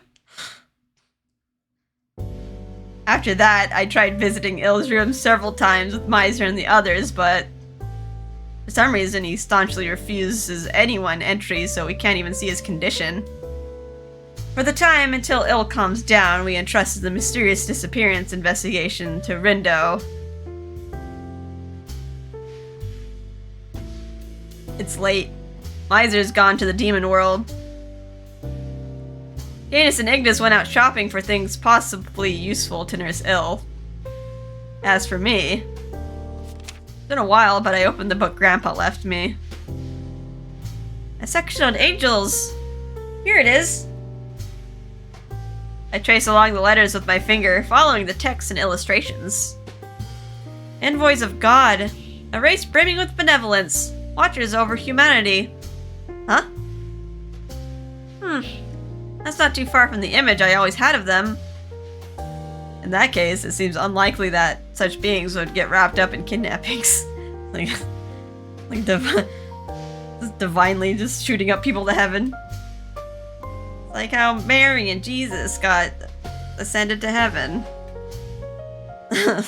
Also, imagine like Il didn't look like Il. Like, imagine he's like actually his like true form is some biblically accurate angel with like those multiple eyes and whatnot. That would be kind of creepy. Anyway, but seeing how an angel's feather was left at the scene, it can't be a coincidence. And moreover, I'm concerned about Il's terrified reaction. I noticed my game console left forgotten on top of the table. That's right, I left it in sleep mode. Can't really focus like this. I should power it off completely. As the thought crosses to mind, I reach for the game console. But the moment I wake it from sleep mode, the Kotone game I was playing before begins to play automatically. Oh right, I had it on auto mode. Or I can press the stop button. You didn't worry. With a wound like this, I need only the thought of you to survive. The mysterious young man's line plays. Alright, the heroine had been attacked by an animal in the forest and he had saved her. I switched the power off. I think to myself. The more I play it, the more I see ill in this guy. It went beyond surface observation. His expression, tones, even remarks. Wait, could he be copying this character out of respect because he likes him so much, maybe? I wouldn't know for sure without asking, but that seems like something he would do. How like ill. Put the game and book away on the shelf and psych myself up a little. For now, maybe I'll make a float or something to help soothe Il's nerves. Something nice and sweet and bubbly. As I think this and exit my room. Hi, Il. Right when I descend to the second floor, I came across Il emerging out of his own room. Il, are you feeling better? Yes, somewhat. Forgive me for concerning you. Il's tone as he speaks has mellowed completely. His breathing also looks steady. Concerning how shaken up he was, I thought it would take a long time for him to calm down, but... Hey, do you mind if I ask?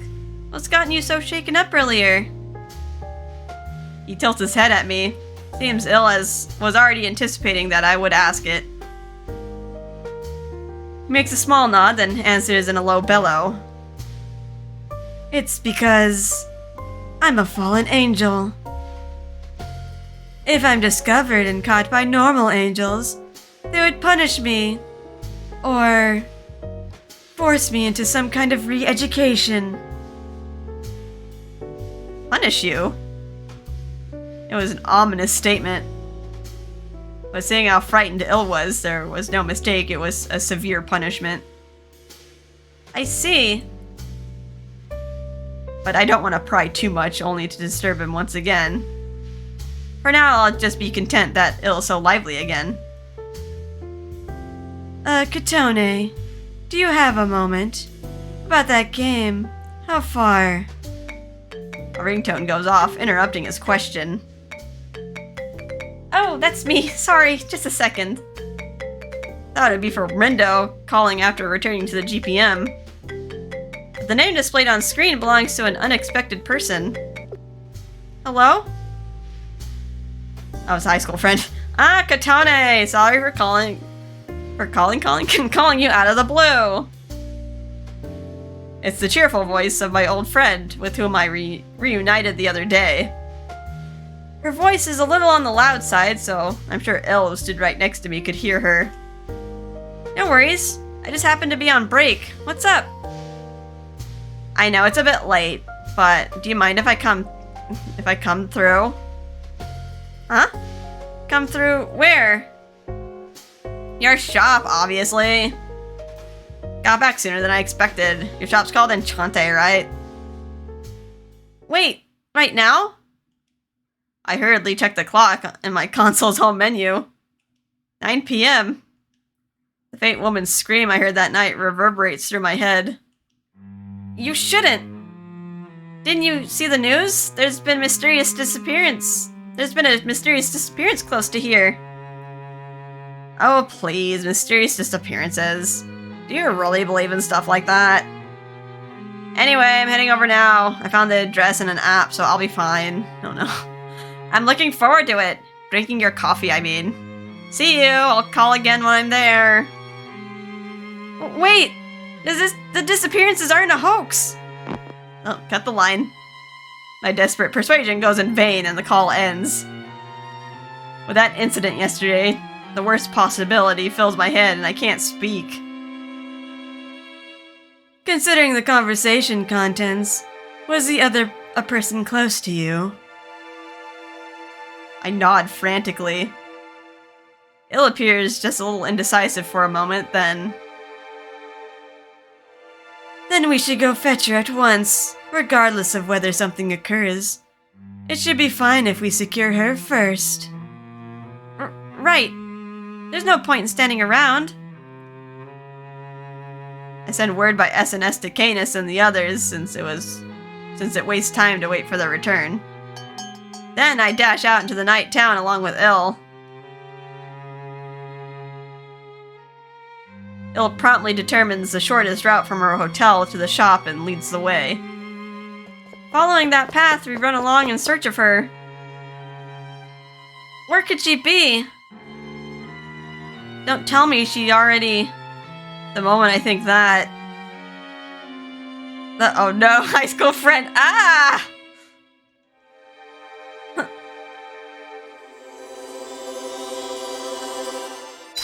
Please hold on to me.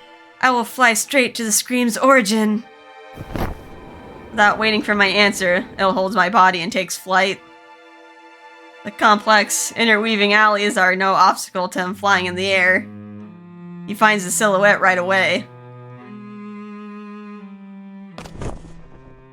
Still supported by Il, we make a soft landing. At the same time, Il returns to the form he usually lives as, at the end of his stern gaze. High school friend. She collapsed limply on the ground. Several shadows encircle her.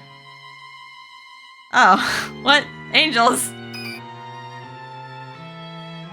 They kind of look like clones. Are they like GPM agents or they're just grunts? Angel grunts.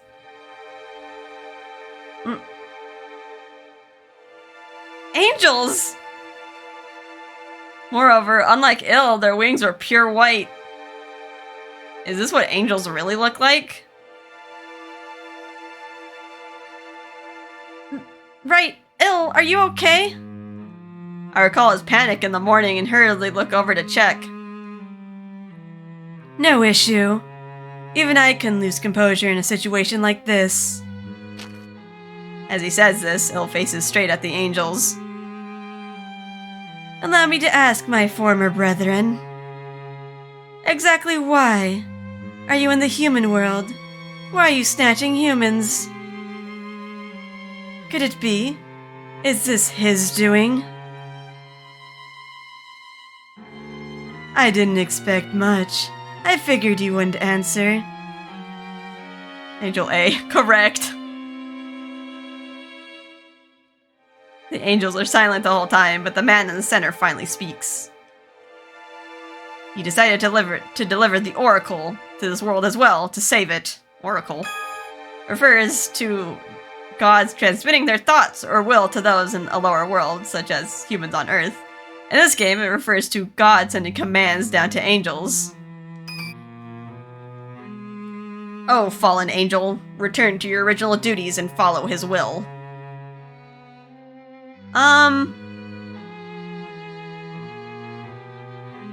pause, wondering what they mean. But as I turn, I see a beam of light draw a magic circle around my friend. Before I can say anything... I won't allow it. Angel B!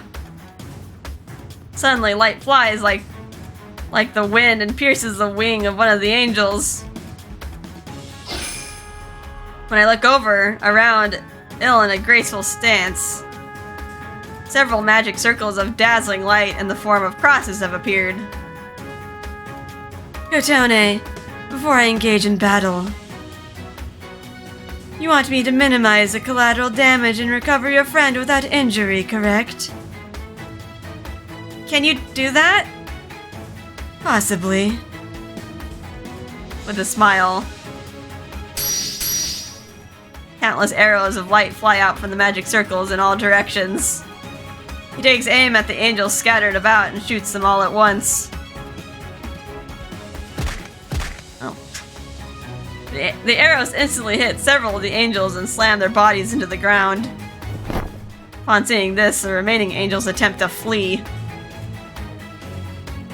For the damage you've done to mankind, now to Kotone's heart, expect to take some damage. Without a single pause, Il activates his second attack.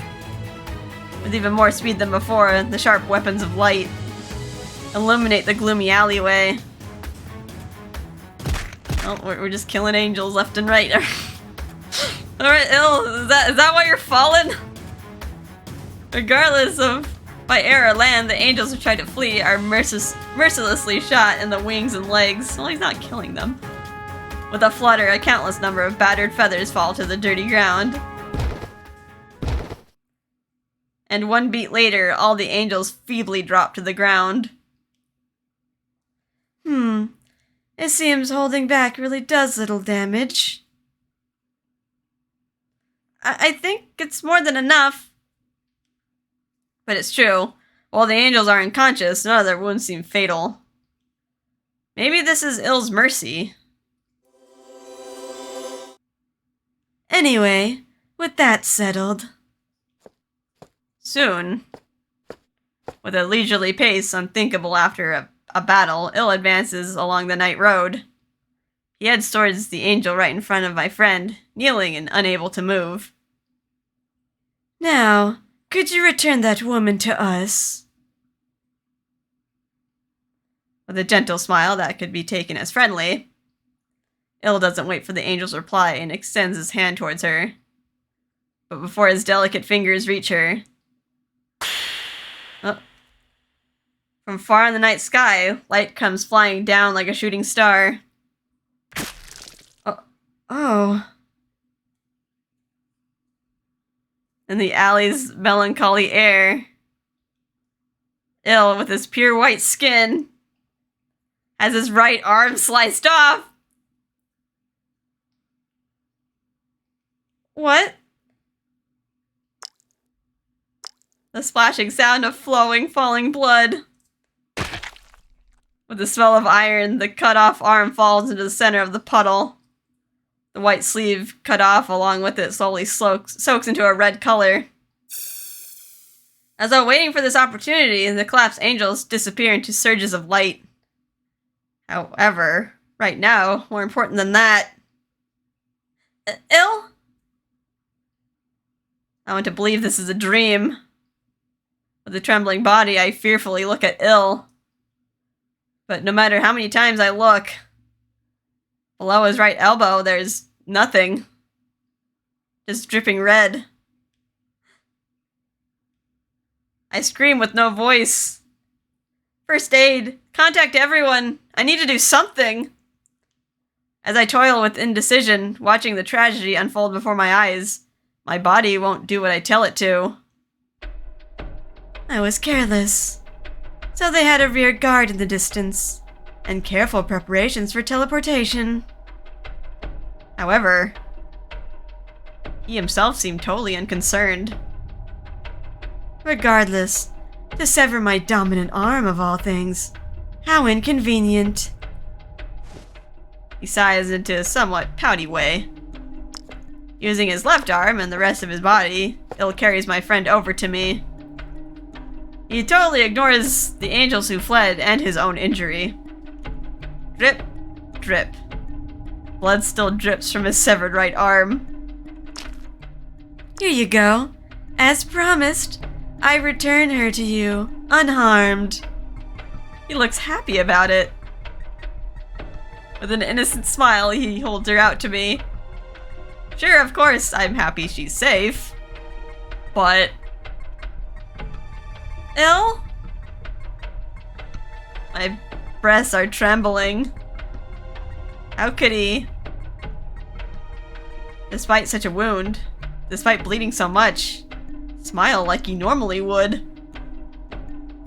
Is something the matter? Kotone, this isn't the wrong person, right?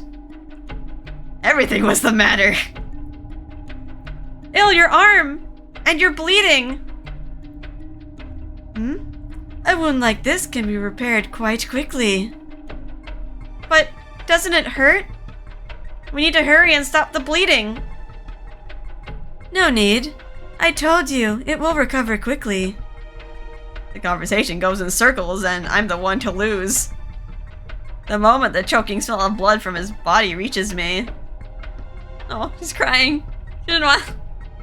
My vision goes blurry. I know I shouldn't stop. I shouldn't have had time like this, but I just can't stop it. Tears start spilling from my eyes. What? I'm sorry, Il. It's all because I told her about Enchante in the first place. Because of me, you've been hurt. As I cry and apologize, Il lowers my friend to the ground and starts to babble in confusion. Please, wait a moment. Why are you... Is this something to cry over? I recovered your friend, right? Without failure this time. And I didn't damage our surroundings. Oh no, he's still like taking... It's like, I did my mission, right? Like, I did exactly what you told me to. Why are you getting upset? He doesn't realize there's something else that's getting her upset. I thought you would be happy. I thought you would smile. So why? After going silent for a while, Il moves his uninjured left arm and grasps my hand. He gives me a warm, reassuring smile. Please don't worry. This wound is nothing. The thought of you is enough to ensure that.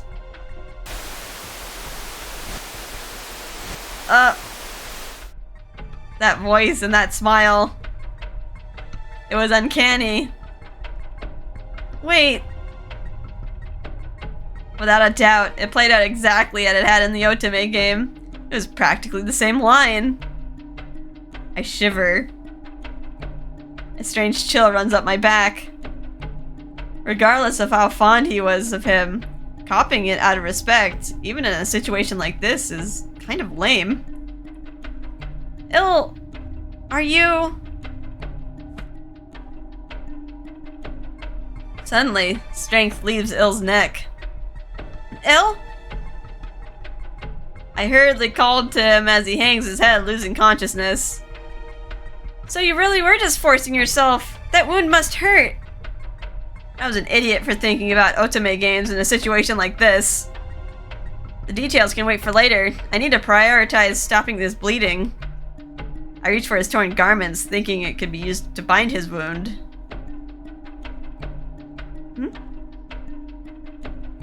In a soft voice, Il starts muttering something. Damage confirmed. Bodily injuries in excess of 10%. Activating self-regeneration program. Oh god, he isn't a robot! Oh no. Gathering converting key from ley line. Underground as alternative to spirit energy. Commencing restriction of body. Ley line refers to energy lines flowing underground according to studies, such as Feng Shui.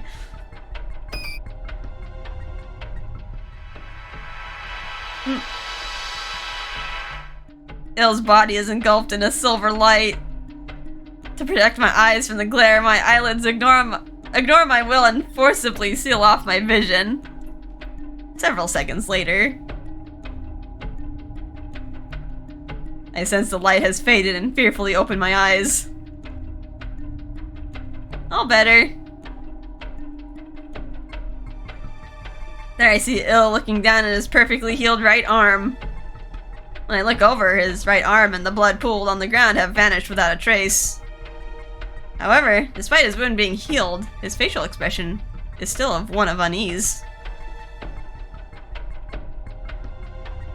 Kotone, just now, did I happen to say anything strange out loud?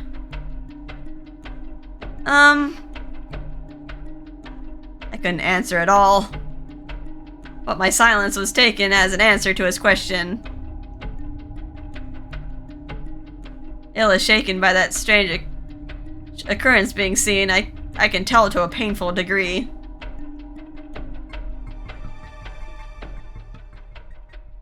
Weird. Oh, we're back at the cafe. Oh my god, so... I had a feeling based on his, like, mannerisms. But yeah, it just seems like he's a robot and, like, maybe some sort of AI. He's just, like, structuring his personality off, like, otome games. It's a little disconcerting in, like, a different way than all the other routes. Afterwards, Ignis and the others who saw my message came rushing over. Thanks to Rindo dealing with the matter, my friend who was almost taken by the angels is brought to a hospital. As for Ill, whose right arm was cut off, despite being fully healed, Ignis and the others threw him into an empty room for treatment and told him to rest in bed. The whole time, he and I didn't exchange a single word.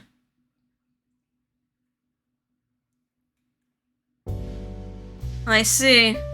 So the angels from Kaelm are the culprits behind the string of abductions. Angels kidnapping people? Since when is heaven such a scummy place? However, All the regulars, including Miser... Gotta clear my throat, drink some water.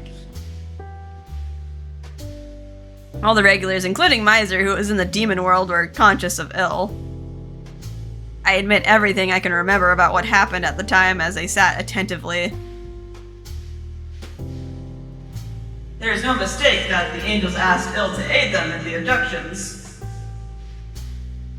I nod without saying a word. With my response, Rindo sighs deeply. We don't know what the goal is, but it seems we need to monitor Ill's movements for some time. Rindo, that's... I can understand what he means. As a person who monitors Enchante, if any of the non-humans act strangely, Kaoru Rindo must act accordingly as per his duty as a member of the GPM. I find it hard to believe as well, but Kaelm and the angels are full of mystery. Rindo's concerns are inly appropriate. Hell, it's possible he wasn't even aware of it. That Ill is being used somehow by the angels? After nodding, Ignis starts to run his hand through his hair, but he didn't do anything. He fought against them. But, I mean, are they saying that they could, possibly get Ill to, go on their side or something? Actually, I never thought of it until now. Why does he live in the human world in the first place? Even if he's being hunted as a fallen angel, seeing how strong he is, he could just blow them all away. Wait, Ignis, you don't know? Yeah, none of us who come to Enchante do so to get the dirt on each other. Keeping quiet is the unspoken rule. What about you, Canis? You've been here the longest, right? Yes, but much like you, I know nothing about Ill's circumstances or about when he came to this shop. From what I remember, he wasn't here then one day he was. That's all I recall. What?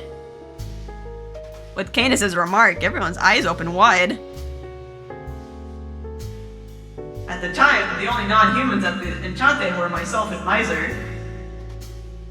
There was a time when I returned to Medio for long periods. When I returned,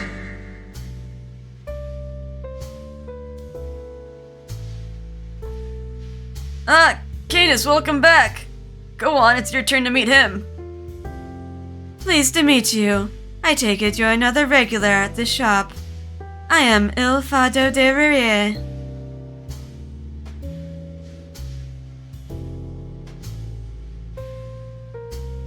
along with Miser, he was sitting at the counter like it was natural. I see now. No wonder he doesn't know anything. That means Il came to the shop while Canis was away. Does that mean Grandpa and Miser were the ones to welcome him? No. Thinking back, Il was far too quick to grow accustomed to life at the shop. It's possible that I never noticed his existence at Enchante before that time. It doesn't matter. We need to ask Il himself, and Miser, who was around at the time, to even start figuring this out. That's right. Hail, angels. I never made the connection before, but now it was all clearing up. However, what was that strange condition Il was in before? That reminds me, the other angels spoke in a similar way. There was no tone to their voice. It always had a divine, dignified image of angels in mind. What exactly are angels?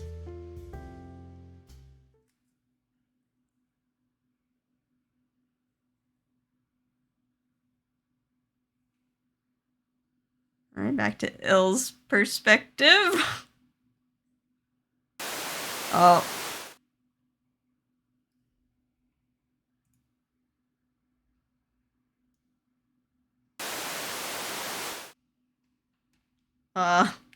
Wait, what is this?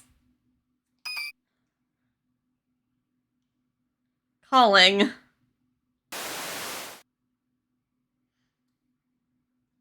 Speaking. Two figures. They smile softly at me. Why? Why me? Why a face like that, of all things? No matter what I think, I fail to understand. But I feel compelled to respond. If I don't answer that gentle voice, I sense without any basis that I'll lose something. I don't know how to answer. So instead, I try to extend my hand. Ah.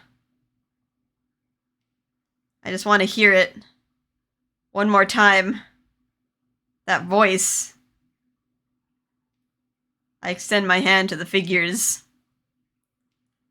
I'm so close to reaching them. The figure vanish. What appears in their places? Red. Red. Red. Sinking into it are two...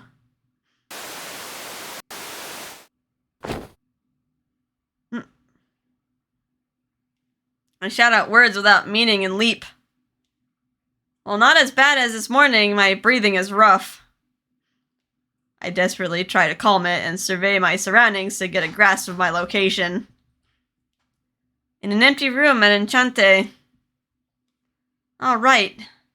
The moment we returned, Ignis and the others forced me to go to bed. Still.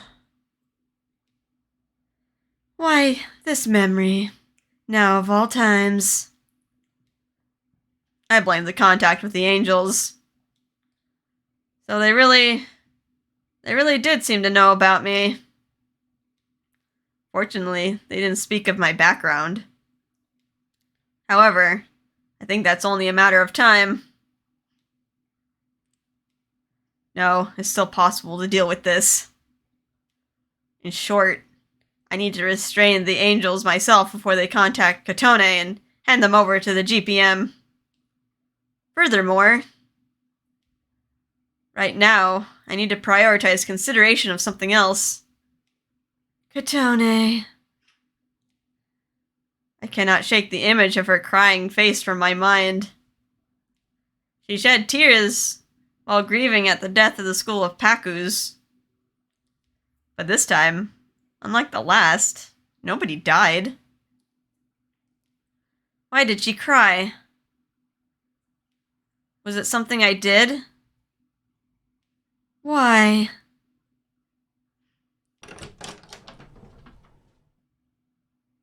With staggered steps, I rise from bed and return to my own room. I reach for the game console set near my hammock. It's not powered on. How far must she have progressed into this?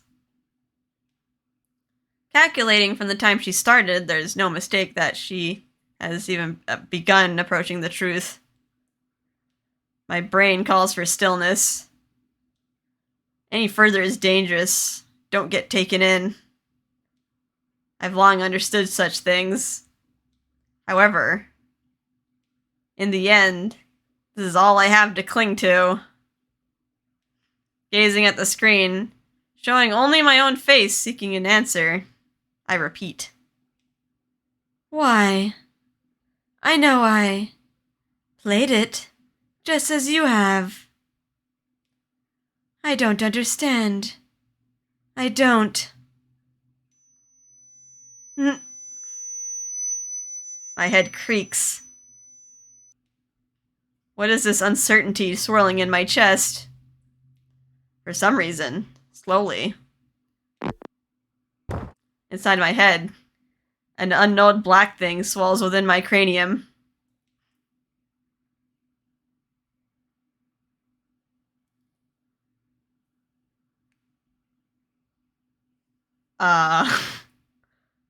Where dis? The plan progresses without any deviation. Soon that thing will manifest a nova of mental instability in him. Who dis? Where dis? Where are we? Currently captured specimens are sufficient in number. Oh, these are fallen angels. Oh wow, they have really black wings. Those are really, really black wings. So is Il just like partially fallen? Because his wings aren't this black. I almost thought he just like, was just regular angel, but I do notice like black at the tips. So, like, is he just like only halfway? At my voice, the fools with the black stained wings thrash about in exaggerated motions. I don't know what they would complain about, but there's no need to know. I simply fulfill the task entrusted to me. Oh, fallen angels. Our God has bestowed the chance for forgiveness unto you. If you wish to seize it. I narrow my eyes and declare. Overcome your fate of judgment.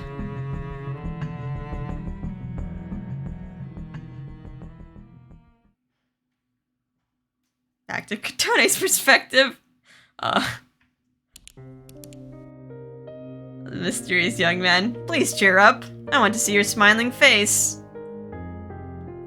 Is there anything I can do? If you so desire, I shall move heaven and earth to do it.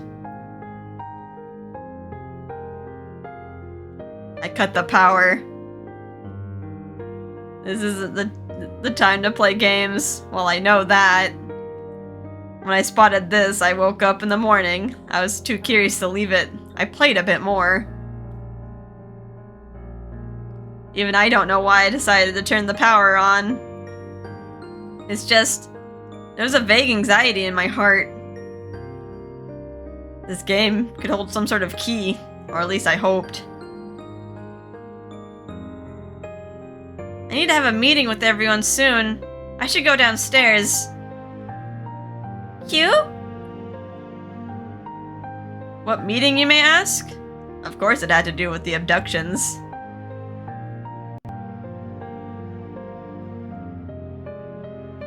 Even though it hasn't been a whole day, the amount of kidnappings was growing, and the hubbub would soon become impossible for the GPM to keep secret.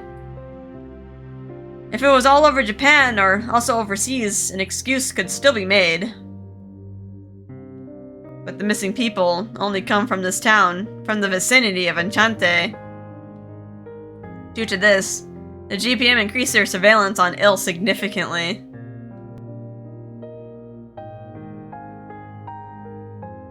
In the middle of this,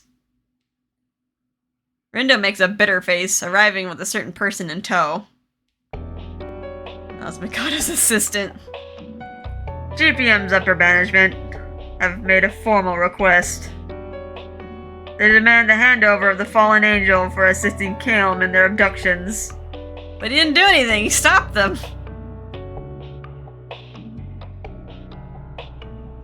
Everyone seems unsurprised and no one moves. Earlier that morning, Miser returned. We hoped to speak with him about Calm and the angels, yet they came at the worst possible timing.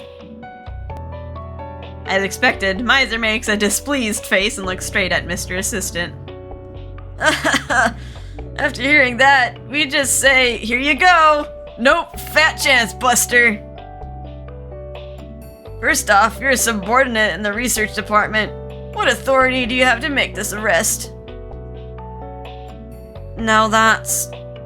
Truthfully, he works for the intelligence division. Therefore, I was reappointed. Since Garo Rindo's favor for the shop is a conflict of interest, I am your new monitor. I'm sure Rindo tried to oppose that, but it was no good. I knew that to be the case. While Rindo probably had no desire to help him, makes no attempt to obstruct him, either.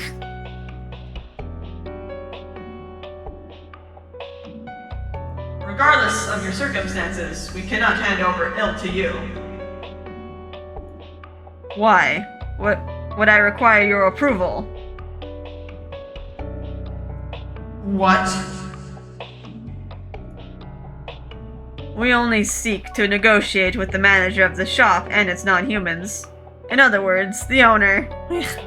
I don't... I'm the barista here. Like, I don't own these people. You are nothing more than guests. You have no right to interject.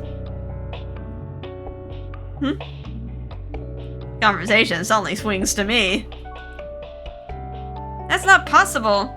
Suddenly demanding us to hand over Il over to you is too much. Without hesitating, I refuse.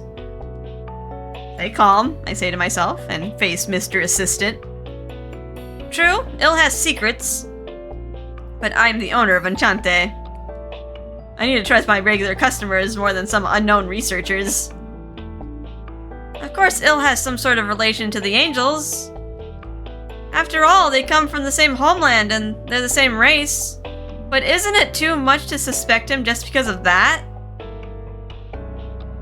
You received a request from them for assistance. You're the one to provide such a testimony. That's true, but Il fought them. He saved my friend.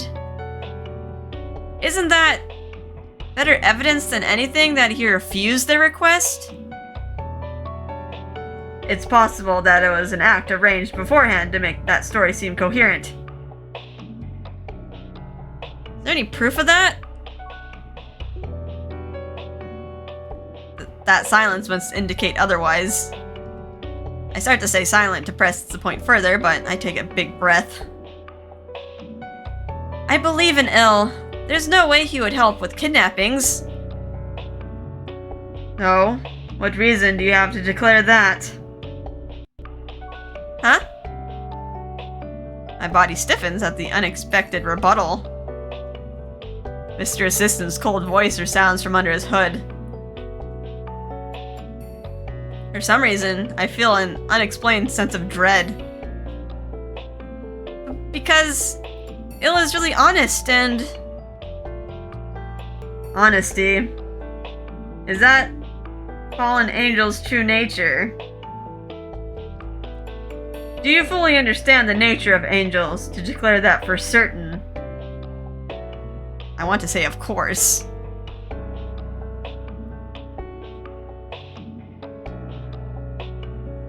Damage confirmed. Bodily injuries in excess of 10%. Activating self-regeneration program. Gathering converting key from ley line. Underground as alternative to spirit energy. Commencing reconstruction of body.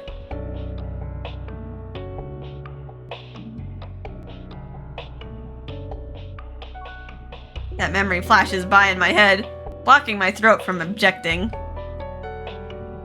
I thought he would mercilessly press the point, but... Contrary to my expectations, Mr. Assistant doesn't question further. Regardless of the lack of basis, it's true you expressed refusal to his arrest. However, we also lack definitive evidence. As for using force, it's clear that the result would be similar to the battle 5 years ago. Therefore, we shall change the negotiation. 5 years ago, wait. Did they try to raid the cafe? As a compromise, we would like to request your assistance with the angel arrest plan.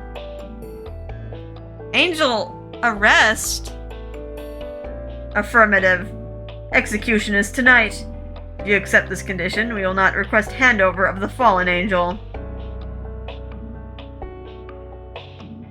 I look around at everyone to see if it would be dangerous to accept.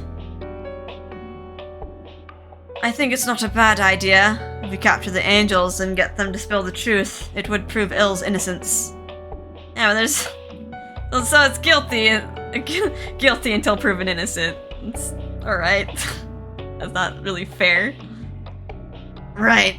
And I don't like sitting around letting those angels do whatever they want.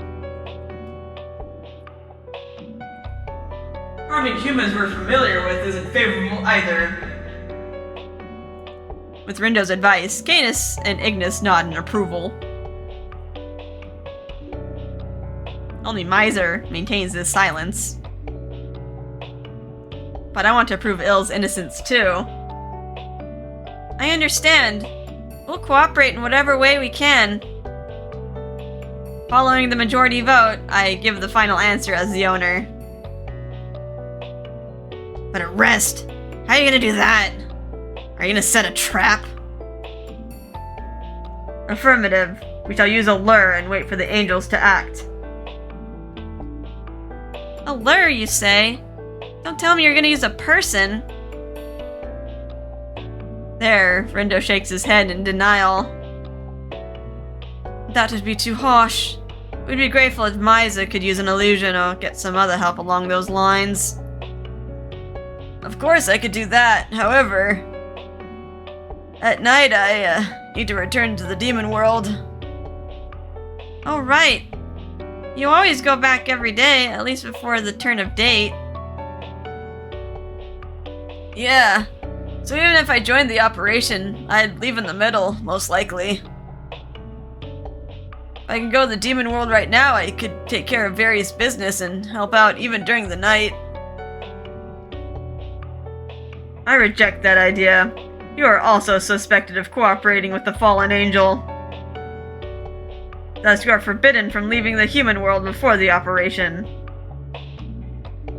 Of course, if you break this prohibition, suspicion of the fallen angel will deepen, so expect his freedoms to be restricted. That means Miser is going to be forced to leave in the middle of everything? By the way, do you have any intent of letting Il join the operation? You think a main suspect should participate? Right. In that case, I shall bring several fairies from Medio, proficient in illusion magic. While a little difficult to handle, if commanded by the Queen, they should do it. At Canis' suggestion, Mr. Assistant says it would be useful and make arrangements for time. Then he accepts a temporary return. Alright, then it's settled. Ignis is hitting his two clenched fists together as a signal the plan is set. It will execute tonight. We projected the time of the next kidnapping, which is when the fairies will scatter decoys. Canis and Ignis, along with multiple GPM personnel, will patrol the area. If any angels trip a trap, they'll rush over and restrain them. Rindo will be at the GPM headquarters to take command of Intelligence Division personnel. Me and the suspect ill, along with Mr. Assistant as a monitor, will stay in the shop. Miser will also stay at the shop on standby and will rush over if something happens. I know I just get in the way, but I hated not being able to contribute. After the roles were divided out, I was sighing in dejection when... Mr. Assistant, was it? Mind if I share a thought? With a face hard to read for emotions, Miser speaks to Mr. Assistant. You don't have to wait until night. Why not just search for the angels right away? Earlier hours means more people. But we could use perception obstruction to take care of that. Even if we discovered them, if a battle commenced in the crowded area, there's no guarantee GPM could bear full responsibility.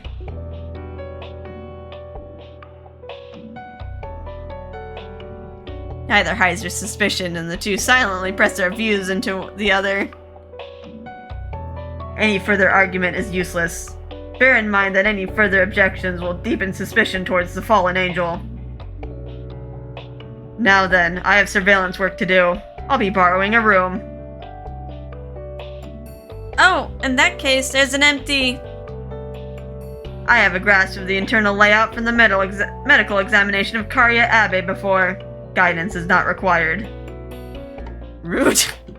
Mr. Assistant cuts off the dispute on his end and quietly goes up the stairs. The inside of the shop is suddenly silent. During this, Canis walks over to Miser. Miser, I have something to ask you as well. There is little time until the operation, so I'll be direct.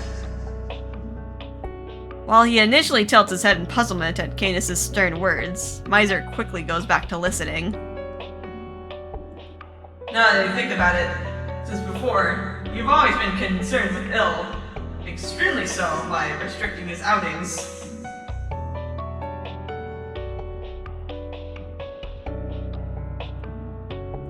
Miser, are you still reluctant to allow ill to go outside? Well, if you leave him to himself, who knows what he'll do. Going outside with her isn't much different either. But is he really so bad that you need to get overprotective? He's way older than me, for one. I get all your points, but I still worry.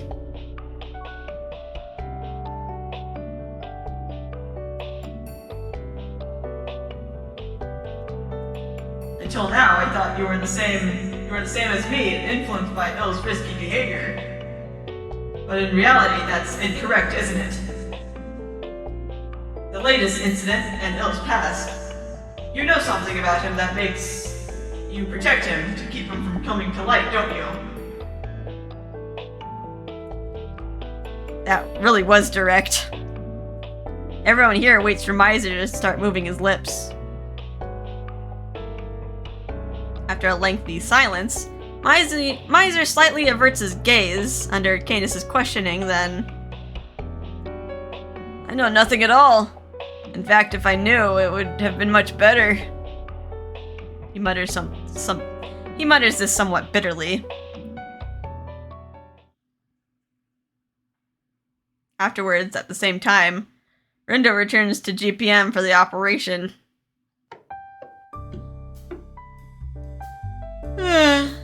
Good morning. With an almost singing elegant yawn, Il comes down the stairs. Effects of the days before injury or agitation from the events. It's as though not a single trace remains of such things. Without noticing my sense of discomfort, Il heads at his own pace to an empty seat. Morning. I thought you weren't coming back down, so you really did go to sleep. But yesterday, weren't you and Canis the ones who said to sleep? I simply complied with that. Gah, that's right. Yeah, you were that kind of guy.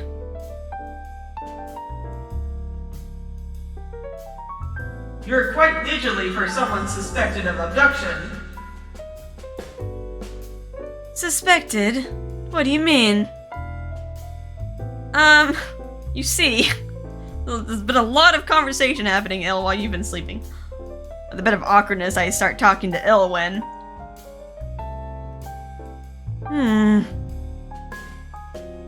Il lightly presses his temple and groans. Il, are you okay? You really must still feel unwell. Oh, right, he passed out. No, I'm fine. More importantly, could you continue? Is he really okay? All concerned, I explained the general situation to Il.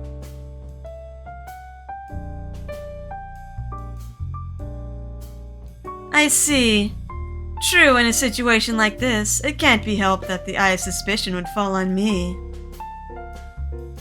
That's putting it lightly. Still, it's the truth. Even if I shouted that's wrong, that's wrong. The suspicion wouldn't be dispelled. However, are you really all going to apprehend the angels? I have some opposition to that. It's to clear up the suspicion on you. Quit complaining about it. Il, with this opportunity, what kind of world is Kale? Can you tell us from your own mouth? I already spoke about that. During the investigation with Rindo, I said it's a beautiful world. For some reason, everyone looks at me at the same time. There's a feeling, but they want me to start talking with Il and get information out of him, I think. Ugh. Fine, I don't mind. Then for start... I say this and start searching for words that Il will swallow. What kind of world is it? I can already see asking like that will only get vague answers just like now. In that case, alright, it's settled. Il, about Kalem. Besides angels and fallen angels, what kind of things exist in that world? God is there. Huh, I see. God.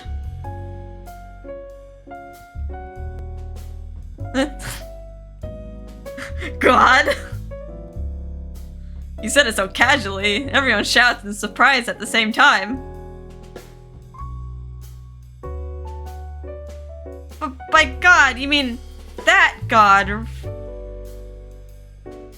Yes, the one in heaven, whom the angels serve. What? Can't say I expected this. I don't understand. Why is everyone so surprised? Seems like Il decides we want more details about God. To angels, God. His commands are absolute. On the other hand, there is no other reason to act. Fallen angels are beings who either ignore such commands or break the law he established. That applies to me. The law? So you guys have annoying rules just like the human world? Yes, well... In that case, the mysterious disappearances now are literally planned by your god himself. Il nods yes. However, there's something I don't understand. I told Rindo about this before, but heaven is an extremely insular world. Including the wormhole incident, they're very wary about other worlds. But other than that, they're completely indifferent. To abduct humans, they wouldn't do something to cause trouble for themselves. Are they trying to start a war? Like to conquer the human world? In the past, there were guys who came out of the gate to do that. We beat them up and sent them packing. Hey, hold up, Ignis, back up. No, I can declare that to be impossible. How can you be so sure? That act would be what God dislikes most. His highest priority is peace in heaven. In other words, perpetuity. Even in the name of progress, any proposal that disrupts the natural order of Kalm is rejected. That is the absolute law of the heavenly world. So the status quo reigns supreme. They hate change, good or bad. But in that case, why are the angels here? The angels left the heavenly world and came to the human world. In a way, isn't it change? Indeed, it's clear that this is contradiction to the law. I don't know anything concerning that. Something may have happened in heaven while I was living there. Seems there's no more information that Il can tell us. While we were talking like this, we didn't realize how much time had passed. With little choice, Ignis entrusted with a patrol role, and Canis leading the ferries stand up. Still, this is suddenly sound like a huge deal. I just hope it doesn't get more troublesome. Yeah, that's right.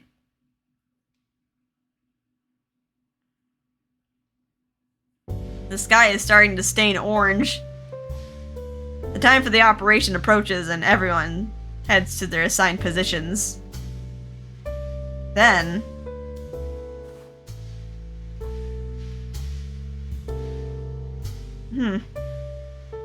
Weiser puts a finger over his mouth and waves me over. Be quiet is what he must mean. What could he want to talk about? Upon determining this, I walk over with footsteps hushed as well as possible and we go outside Enchante. Holding a large bag, Karia is standing in front of the shop. Huh? Is what I'm about to shout in surprise, but I hold it back at the very last moment. Karia, why are you here?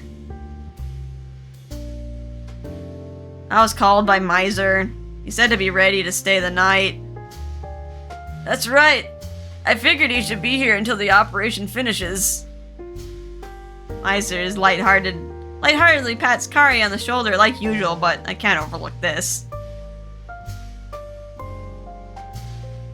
That'll be dangerous. Right now, this is related to the kidnappings. You don't need to be vague. I was told about most of the situation. Disappearance is caused by angels, right? If you know, that's all the more. No need for that. It's more hurtful to be left out. I didn't say the details, but I got permission from my parents. No matter what happens, you won't be held responsible, Kotone. That's not the issue. I'm just worried about you. While I'm trying to persuade him, Karia makes a face of mixed feelings. Please just let me help. I know he's not good at conversation and he gets on my nerves sometimes. But he teaches me math and lends me his game consoles. I rather like Il. So I want to help clear the suspicion from him. It's better to have more people to prove an alibi, right? That's right. Karia was another regular at the shop. He's probably worried about Il. I was then hit with something obvious. I got it. Thank you, Karya. Let's work together. That's weird. You're not ill, but you're thanking me, Kotone. Karya briefly smiled, but he quickly stiffened his expression. But you didn't just call me over for an alibi, right? What was this for, miser? It's for insurance. Insurance? Miser nods to a window on Enchante's second floor with his chin. That position is probably the empty room that Mr. Assistant is in. What about Mr. Assistant? I can't read his true intentions. He seems fishy, or... Seems like he's deliberately set up this operation to exclude me. That reminds me, he was really insistent on it being at night when you wouldn't be here. So, it does feel like a trap, honestly. Like, the fishy smell is just screaming trap. I nearly forgot, but Rendo is our observer from the GPM.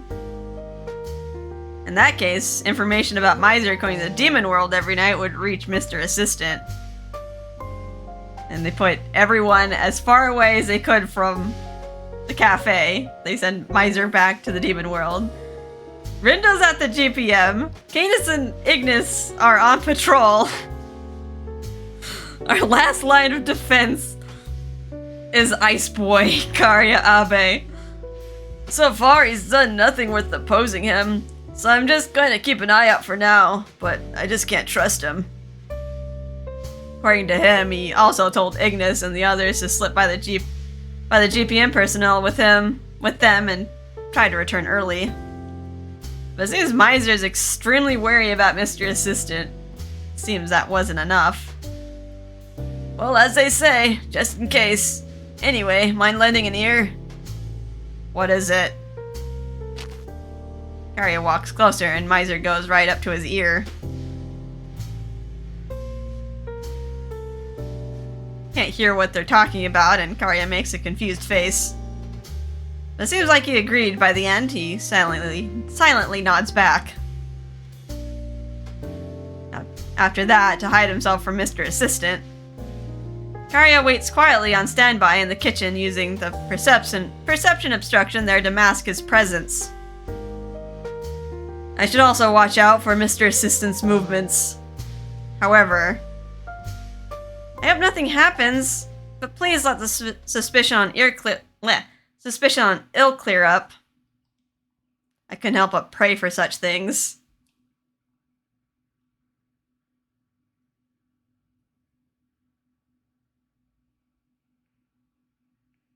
Okay, Mr. Rendo's perspective. This chapter is so long. What's going on? This chapter, we're still in chapter 2, right? I haven't, like, subconsciously gone in the next chapter. This chapter is bloated. The operation to arrest Angel seemed fishy, even to a GPM staff member. Several hours passed since it commenced, even as the date is about to turn over.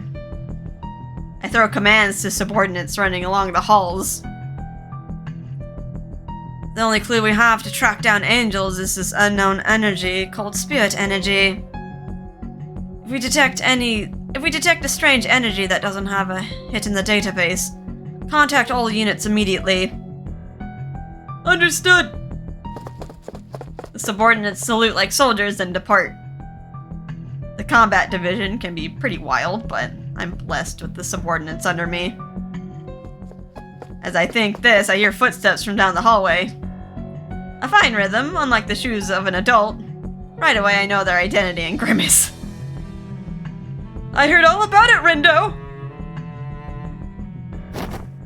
Capturing angels! Such an exciting, interesting plan! Why didn't you include me in on the fun? Because you probably want to dissect them. Because you act like that. I sharply reply to Mikado as he clings to my legs. Aw, it's like... He's at leg height. He's just grabbing onto Rendo like a child. Actually, the bags under his eyes are ridiculous. How many nights has he not slept? I realize I'm the one who brought data about Medio, making me at least one factor, and I feel just a little sense of guilt. Still, we're in the middle of an operation. I quickly explain him away and toss him into a nap room. Wah! Let me join! It's unfair that you get to hog it all, you underhanded geezer. This is... Did I drop a fist onto him for this? Sure, it's fine. Here goes.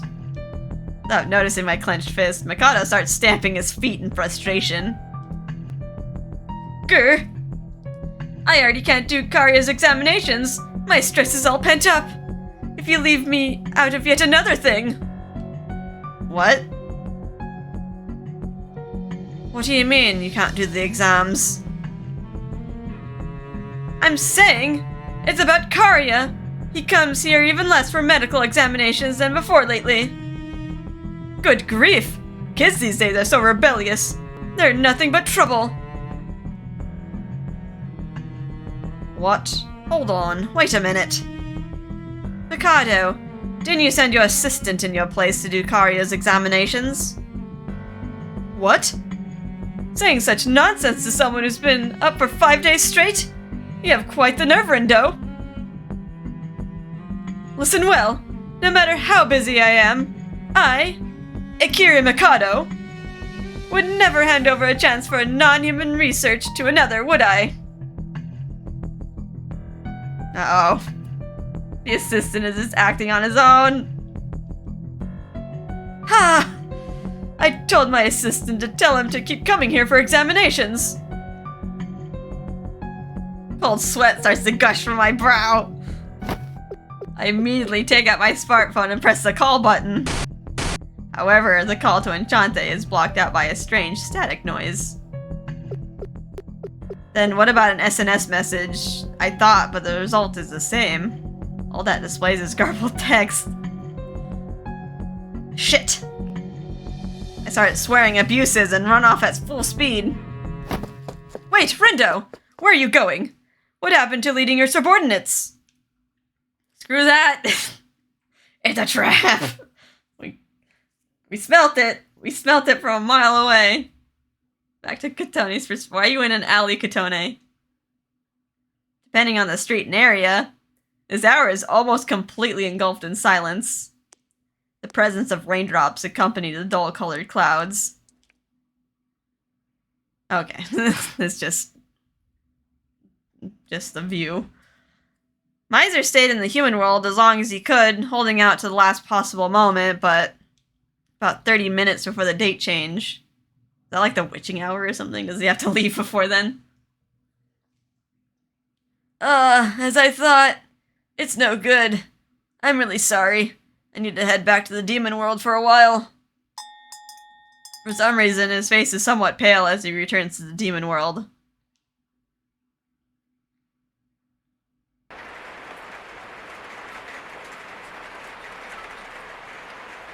As the intense sound of rainfall pattered onto the roof. The only ones left here are me and Il. I was told to watch out for Mr. Assistant, so I've been paying attention to the stairs. But there was no sign of him making a move, or even coming down here. Not even the sound of the door opening. Was Il not a part of the plan?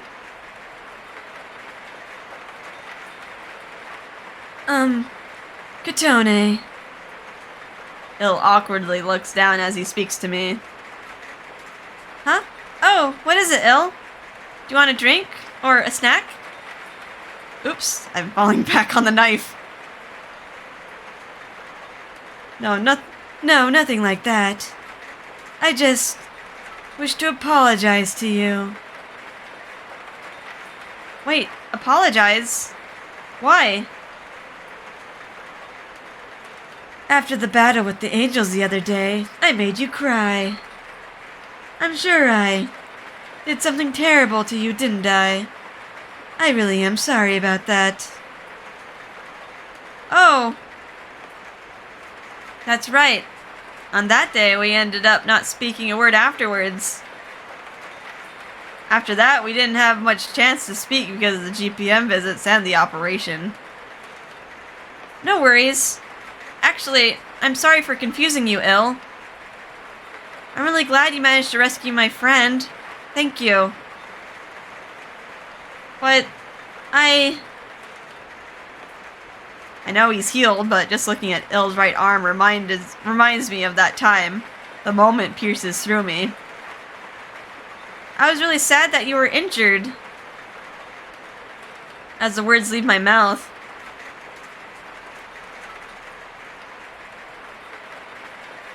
Sad. Sad. Sad. Sad? It's as though this is the first time Il has heard that word. He starts repeating it. Over and over. Mixed with bafflement and incomprehension. Like a broken record player. Il? When I call to Il, he suddenly stops repeating the word. Then he flashes an awkward smile, baring his teeth. Regardless of the reason, I no longer wish to be the reason for your gloom. So... Il stands from his chair, then slowly walks towards me. One step. Another step.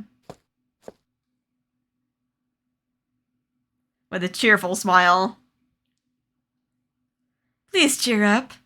I want to see your smiling face. Is there anything I can do? If you so desire, then I shall move heaven and earth to do it. Oh no! Oh, that's creepy. He's not real. I thought it was just my imagination before. Il? But now it's certain. I reflexively stand up from my chair and back away from him. The words. The smile. Everything about him. Il and that mysterious man are one and the same. So without thinking... Who are you? By the time I realized it, I was saying it. What? Am I speaking with the real Il? I heard the exact same line you just said in that game. And not just this time, it happened before. Oh no, he's been outed. When I say this, Il's face goes pale and he covers his mouth with his hand. Could it be that he said it without being aware of it? What relation do you have with that character, Il? Everything from his expressions and mannerisms are like yours. This isn't a coincidence, is it? That's... And before, when you got hurt, you were so unfazed that I began to worry. Are you hiding something from me? Including this incident now, I just don't know enough about angels. Hey, Il. Exactly what kind of beings are angels? While I was asking this, part of me wanted him to just deny it. Just a coincidence. You're overthinking it, Kotone. With the same smile as usual, I wanted him to sweep away these strange worries and chills swirling in my chest. However, he doesn't move, like he's frozen. Oh, then perhaps due to the intense thunderstorm, right when the lights in the shop dim, my question is answered. You remain silent. In that case, I shall tell the truth. Who is this?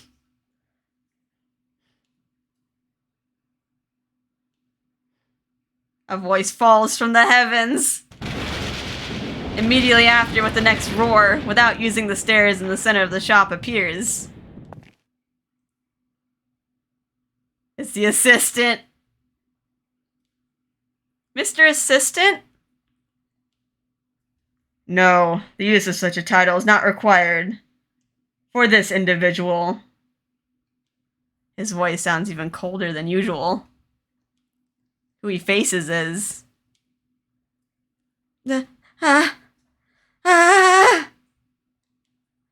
This voice is... You're... Much like when he saw the angel feather, Il begins to lose his composure. I was masking my presence. However, to think you would fail to realize my identity until the very end. Seems the human world truly has had a negative influence on you. As he says this, Mr. Assistant throws off his hood. At the same time, the sound of something else spreading. This whole time, Mr. Assistant's figure, he had big wings that rivaled Il's as he transformed into a man with divine, pure white wings on his back. An angel! As I stand in shock, Il next to me says his true name in a trembling voice. Solitis! Oh, hello. He's hot. Oh, I think I'm gonna change his voice for this. What should I use? No, I'm gonna lower my pitch a bit, but not do it too low. Don't tell me you're actually surprised. Your malfunctions are considerable ill. I don't know if that sounds alright, but we'll try that out. No. Angel of Judgment. One of my wings, the Apostle.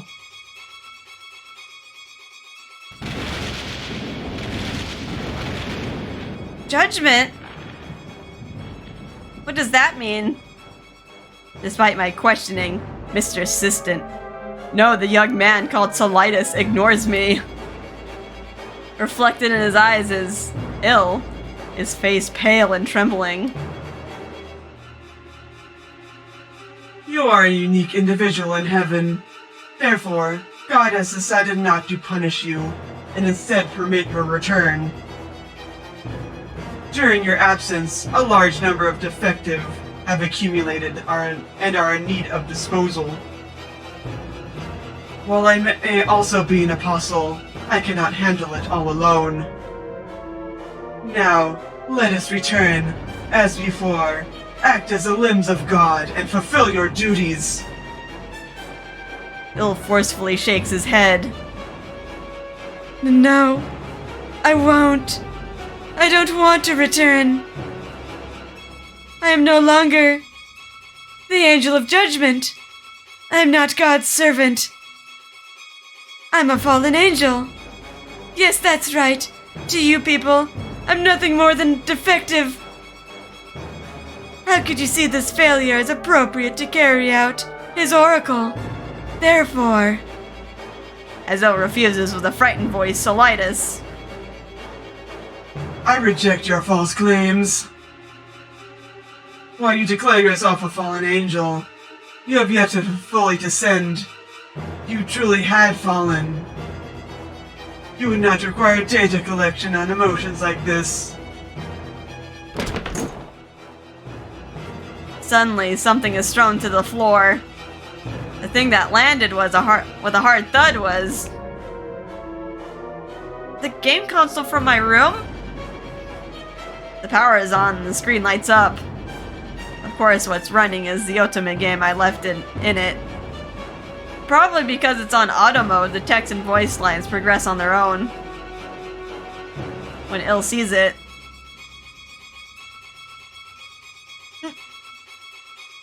For some reason, he screams with no voice. Stop! Please stop! Anything but that! Il? Il loses his composure even more and reaches for the game console. that moment.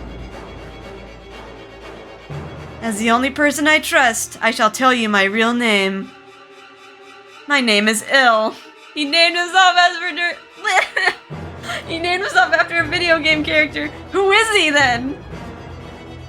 Il Fado de Rie. What? The inside of my head goes blank. Il Fado de Rie? That's the name of the young man on the screen who I've had questions about all this time. Wait, so...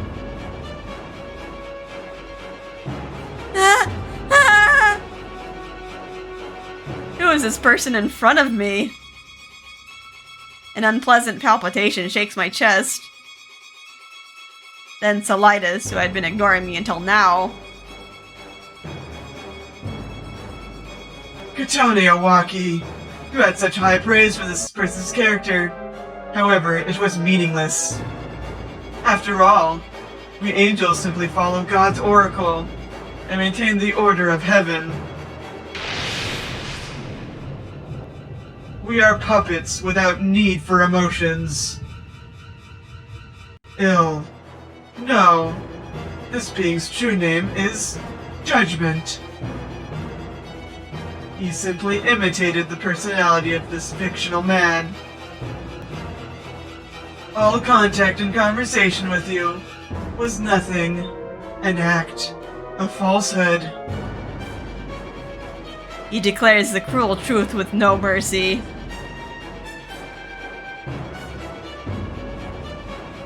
How can that be real? I tried to ask him, but... Oh, we got a portrait. I can't believe they've introduced the character this far into the game. I mean, he's been around all along, but I didn't expect him to be this. She wishes for your denial. Answer her however you wish. However, you mustn't cite fictional actions or dialogue. You must defend yourself on your own accord. He doesn't know what to say. Il desperately flaps his lips without a sound. All that emanates from his throat are dry breaths and gasps, not words. That means... Impossible, regardless of your precise imitation of that man's personality, and estimates of actions he would perform. You were questioned on your emotions. You cannot reproduce a phenomenon that would absolutely never occur to him.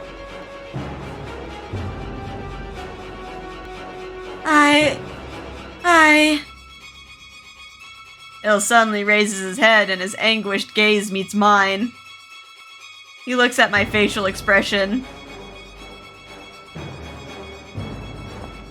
He tilts his head in desperation, trying to figure out what he felt, and starts approaching me.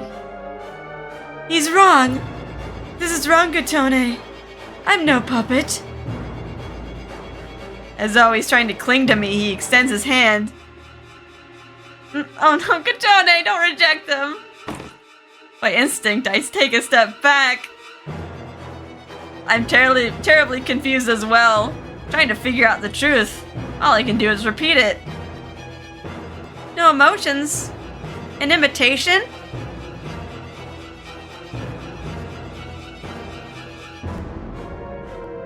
Then all the words until now, that smile before, were all...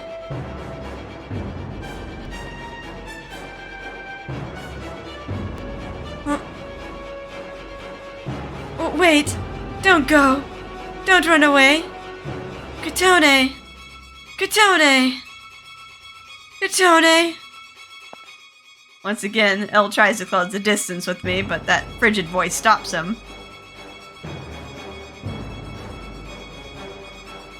Have you had enough of imitating living things? It's about time to return to being an unthinking puppet. With Solitis' words as a signal, pillars of light rise all over the place in the shop. From inside the light appear a number of figures. Oh no! Angels, but... Oh, they're fallen angels. Unlike Solitis and Il, the angels that appeared have wings stained totally black. But even stranger than that are the expressions on their faces. They seem surprised. A little angry. I know Solitis said that angels don't have emotions.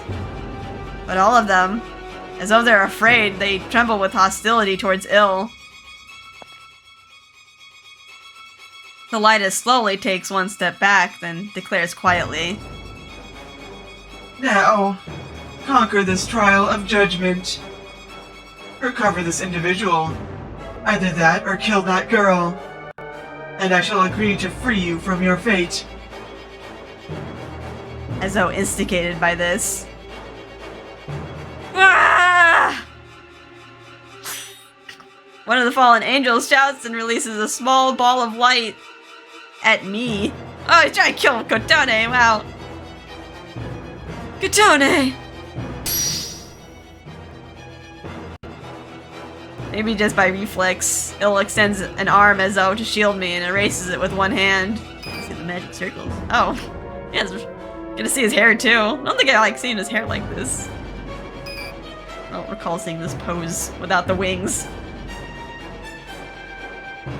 With that, I realize it doesn't matter how many of them there are. They stand no chance against Il. And yet... No. No, don't come closer. Stay away. Well, he should have the advantage. He appears to be the one afraid of the fallen angels. His mind is at its limits. In that case, I shall take the final step. Solitis, standing further back, narrows his already narrowed eyes at him. Kotone Owaki, you had a question earlier concerning the meaning of judgment administered by this individual.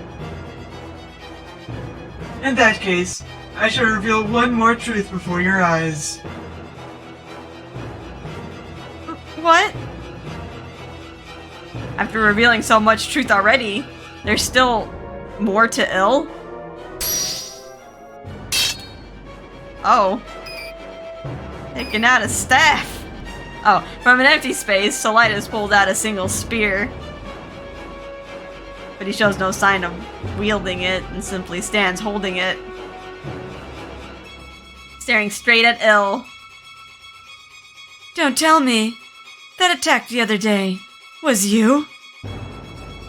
Il notices the gaze and the presence of the spear, and his body shakes greatly.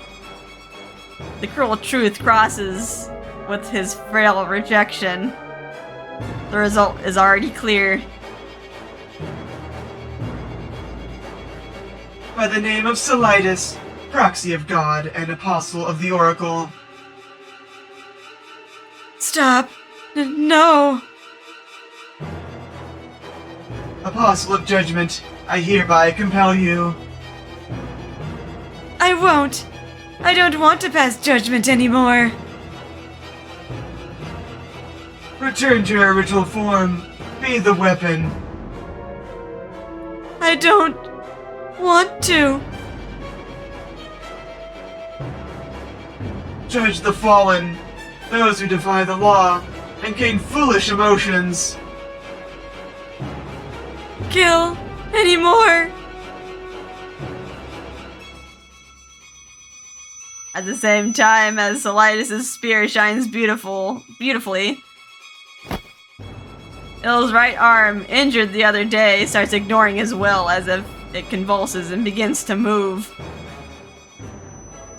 Ah! Upon a closer look, his hand and arm are entangled by threads of light appearing from thin air. With a grinding sound, it manipulates his body as he twists in terror. Then, in the glitter of a moment, Ah! Don't come near. Quickly, get away from me. Il returns to his original form and points his magic towards the fallen angels. However, his shouts fall on deaf ears with the fallen angels. I want to live! Even if it means killing you! Just because I gained a heart! I won't be executed for that! With such shouts, the fallen angels fire their magic at Il. During this. Now then, kill them. He didn't direct that to the fallen angels. He said that to Il. I don't want to. No! Il's scream rings out.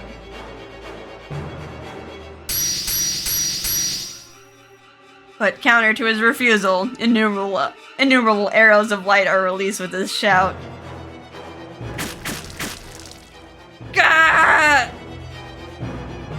The magic fires off into all of their bodies. In a single moment, without exception, arrows of light bore through all their chests. Blood splatters around the shop. It took only a moment for every single one of them to stop moving. In other words, they're all dead. Piles of corpses. The shop is filled with the stench of blood. It was such a gruesome sight before me. Oh no!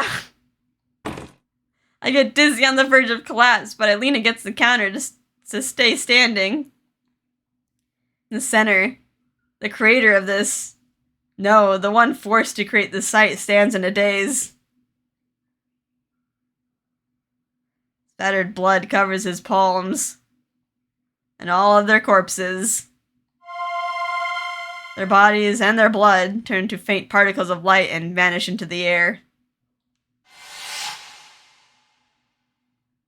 What? I killed. Again. I was seen. She knows. Seeing me standing in fear was the last straw. Ah. Ah. Oh, Illa's gotten a system error. He loses it completely. I don't know. I don't know. I don't know. I don't know. What is this pain and strife in my chest? Everything differs from the gathered data.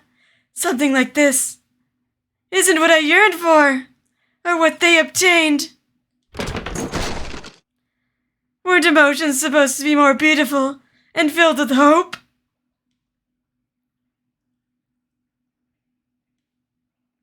If this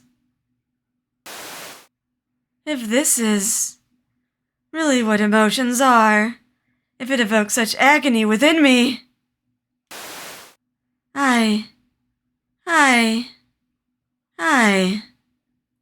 this individual chooses to abandon everything. Who dis? Unique spirit energy detected. Location detected. Connecting to individual number 000 confirmed. Connection complete. Request from individual approved. Commencing execution of requested process. Suddenly, along with an inorganic voice sounding out from who knows where.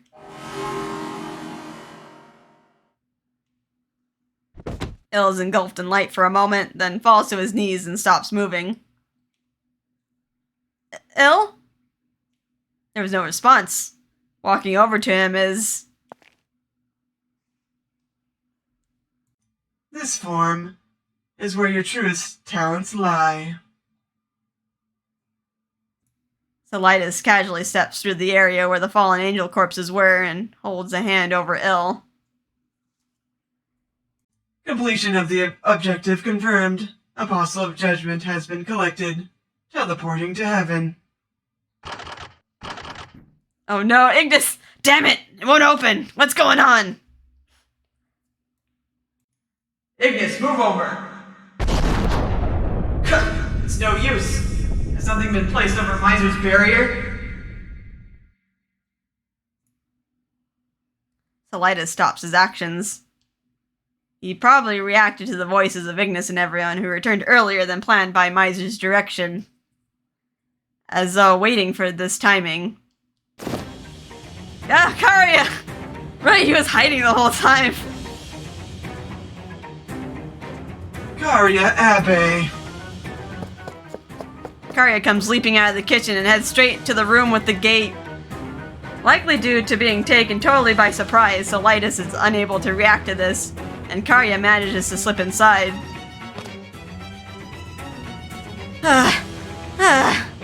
As expected. They must have set it to closed. Come on, Miser. The time is 030. It's past midnight. The gate opens vigorously. A presence of overwhelming power flows into the shop.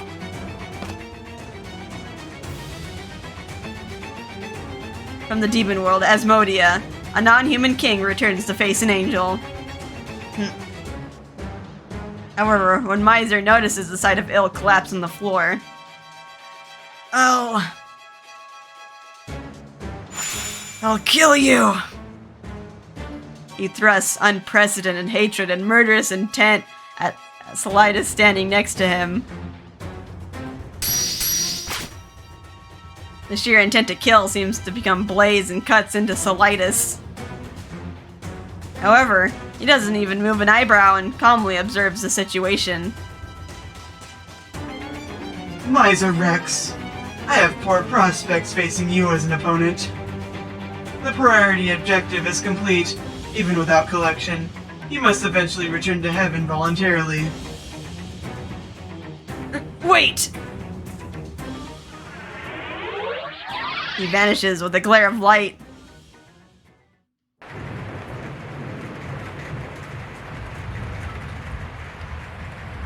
The only thing left there is the sound of intense rain from outside and silence to the point of sadness. What exactly was it? In the middle of this, I'm totally confused. It's like I'm seeing a terrible dream. But the ruined interior of the shop serves as proof of the tragedy and the chaos that occurred here in reality. Reality. The deaths of the fallen angels. The truth that Solitis mentioned. A broken fragment of glass falls from the table and the shattering sound rings out. I instinctively look over.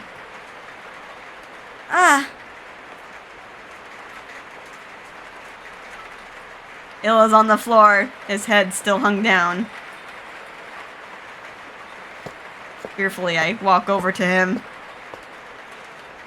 Il? I call his name and peer into his face.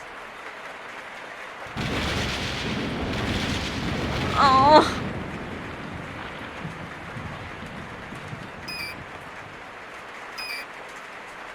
All of his emotions are gone. Il? Hey, what is it?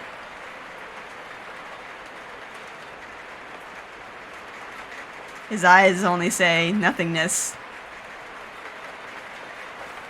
Even after I give him a light shake, he still doesn't move on his own.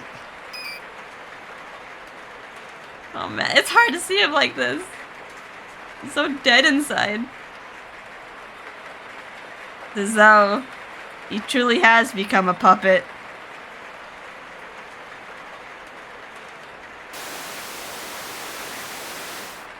He simply announces in a mechanical way. Full erasure of emotion confirmed. Personality data. Reset complete. That's all.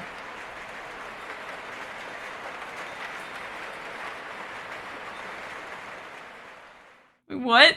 Okay, chapter 3. Oh my god, chapter 2 was loaded.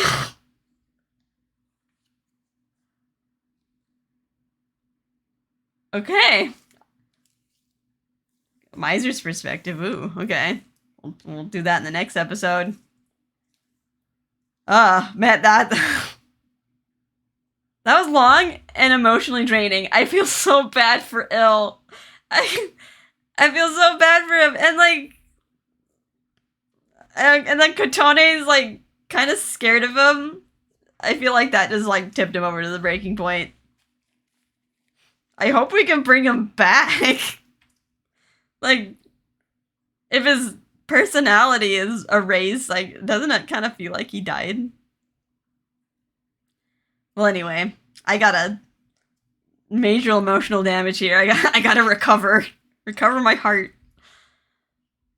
I hope you guys had a fun time with this, or some sort of feeling with this, and we'll see you in the next episode. Bye-bye.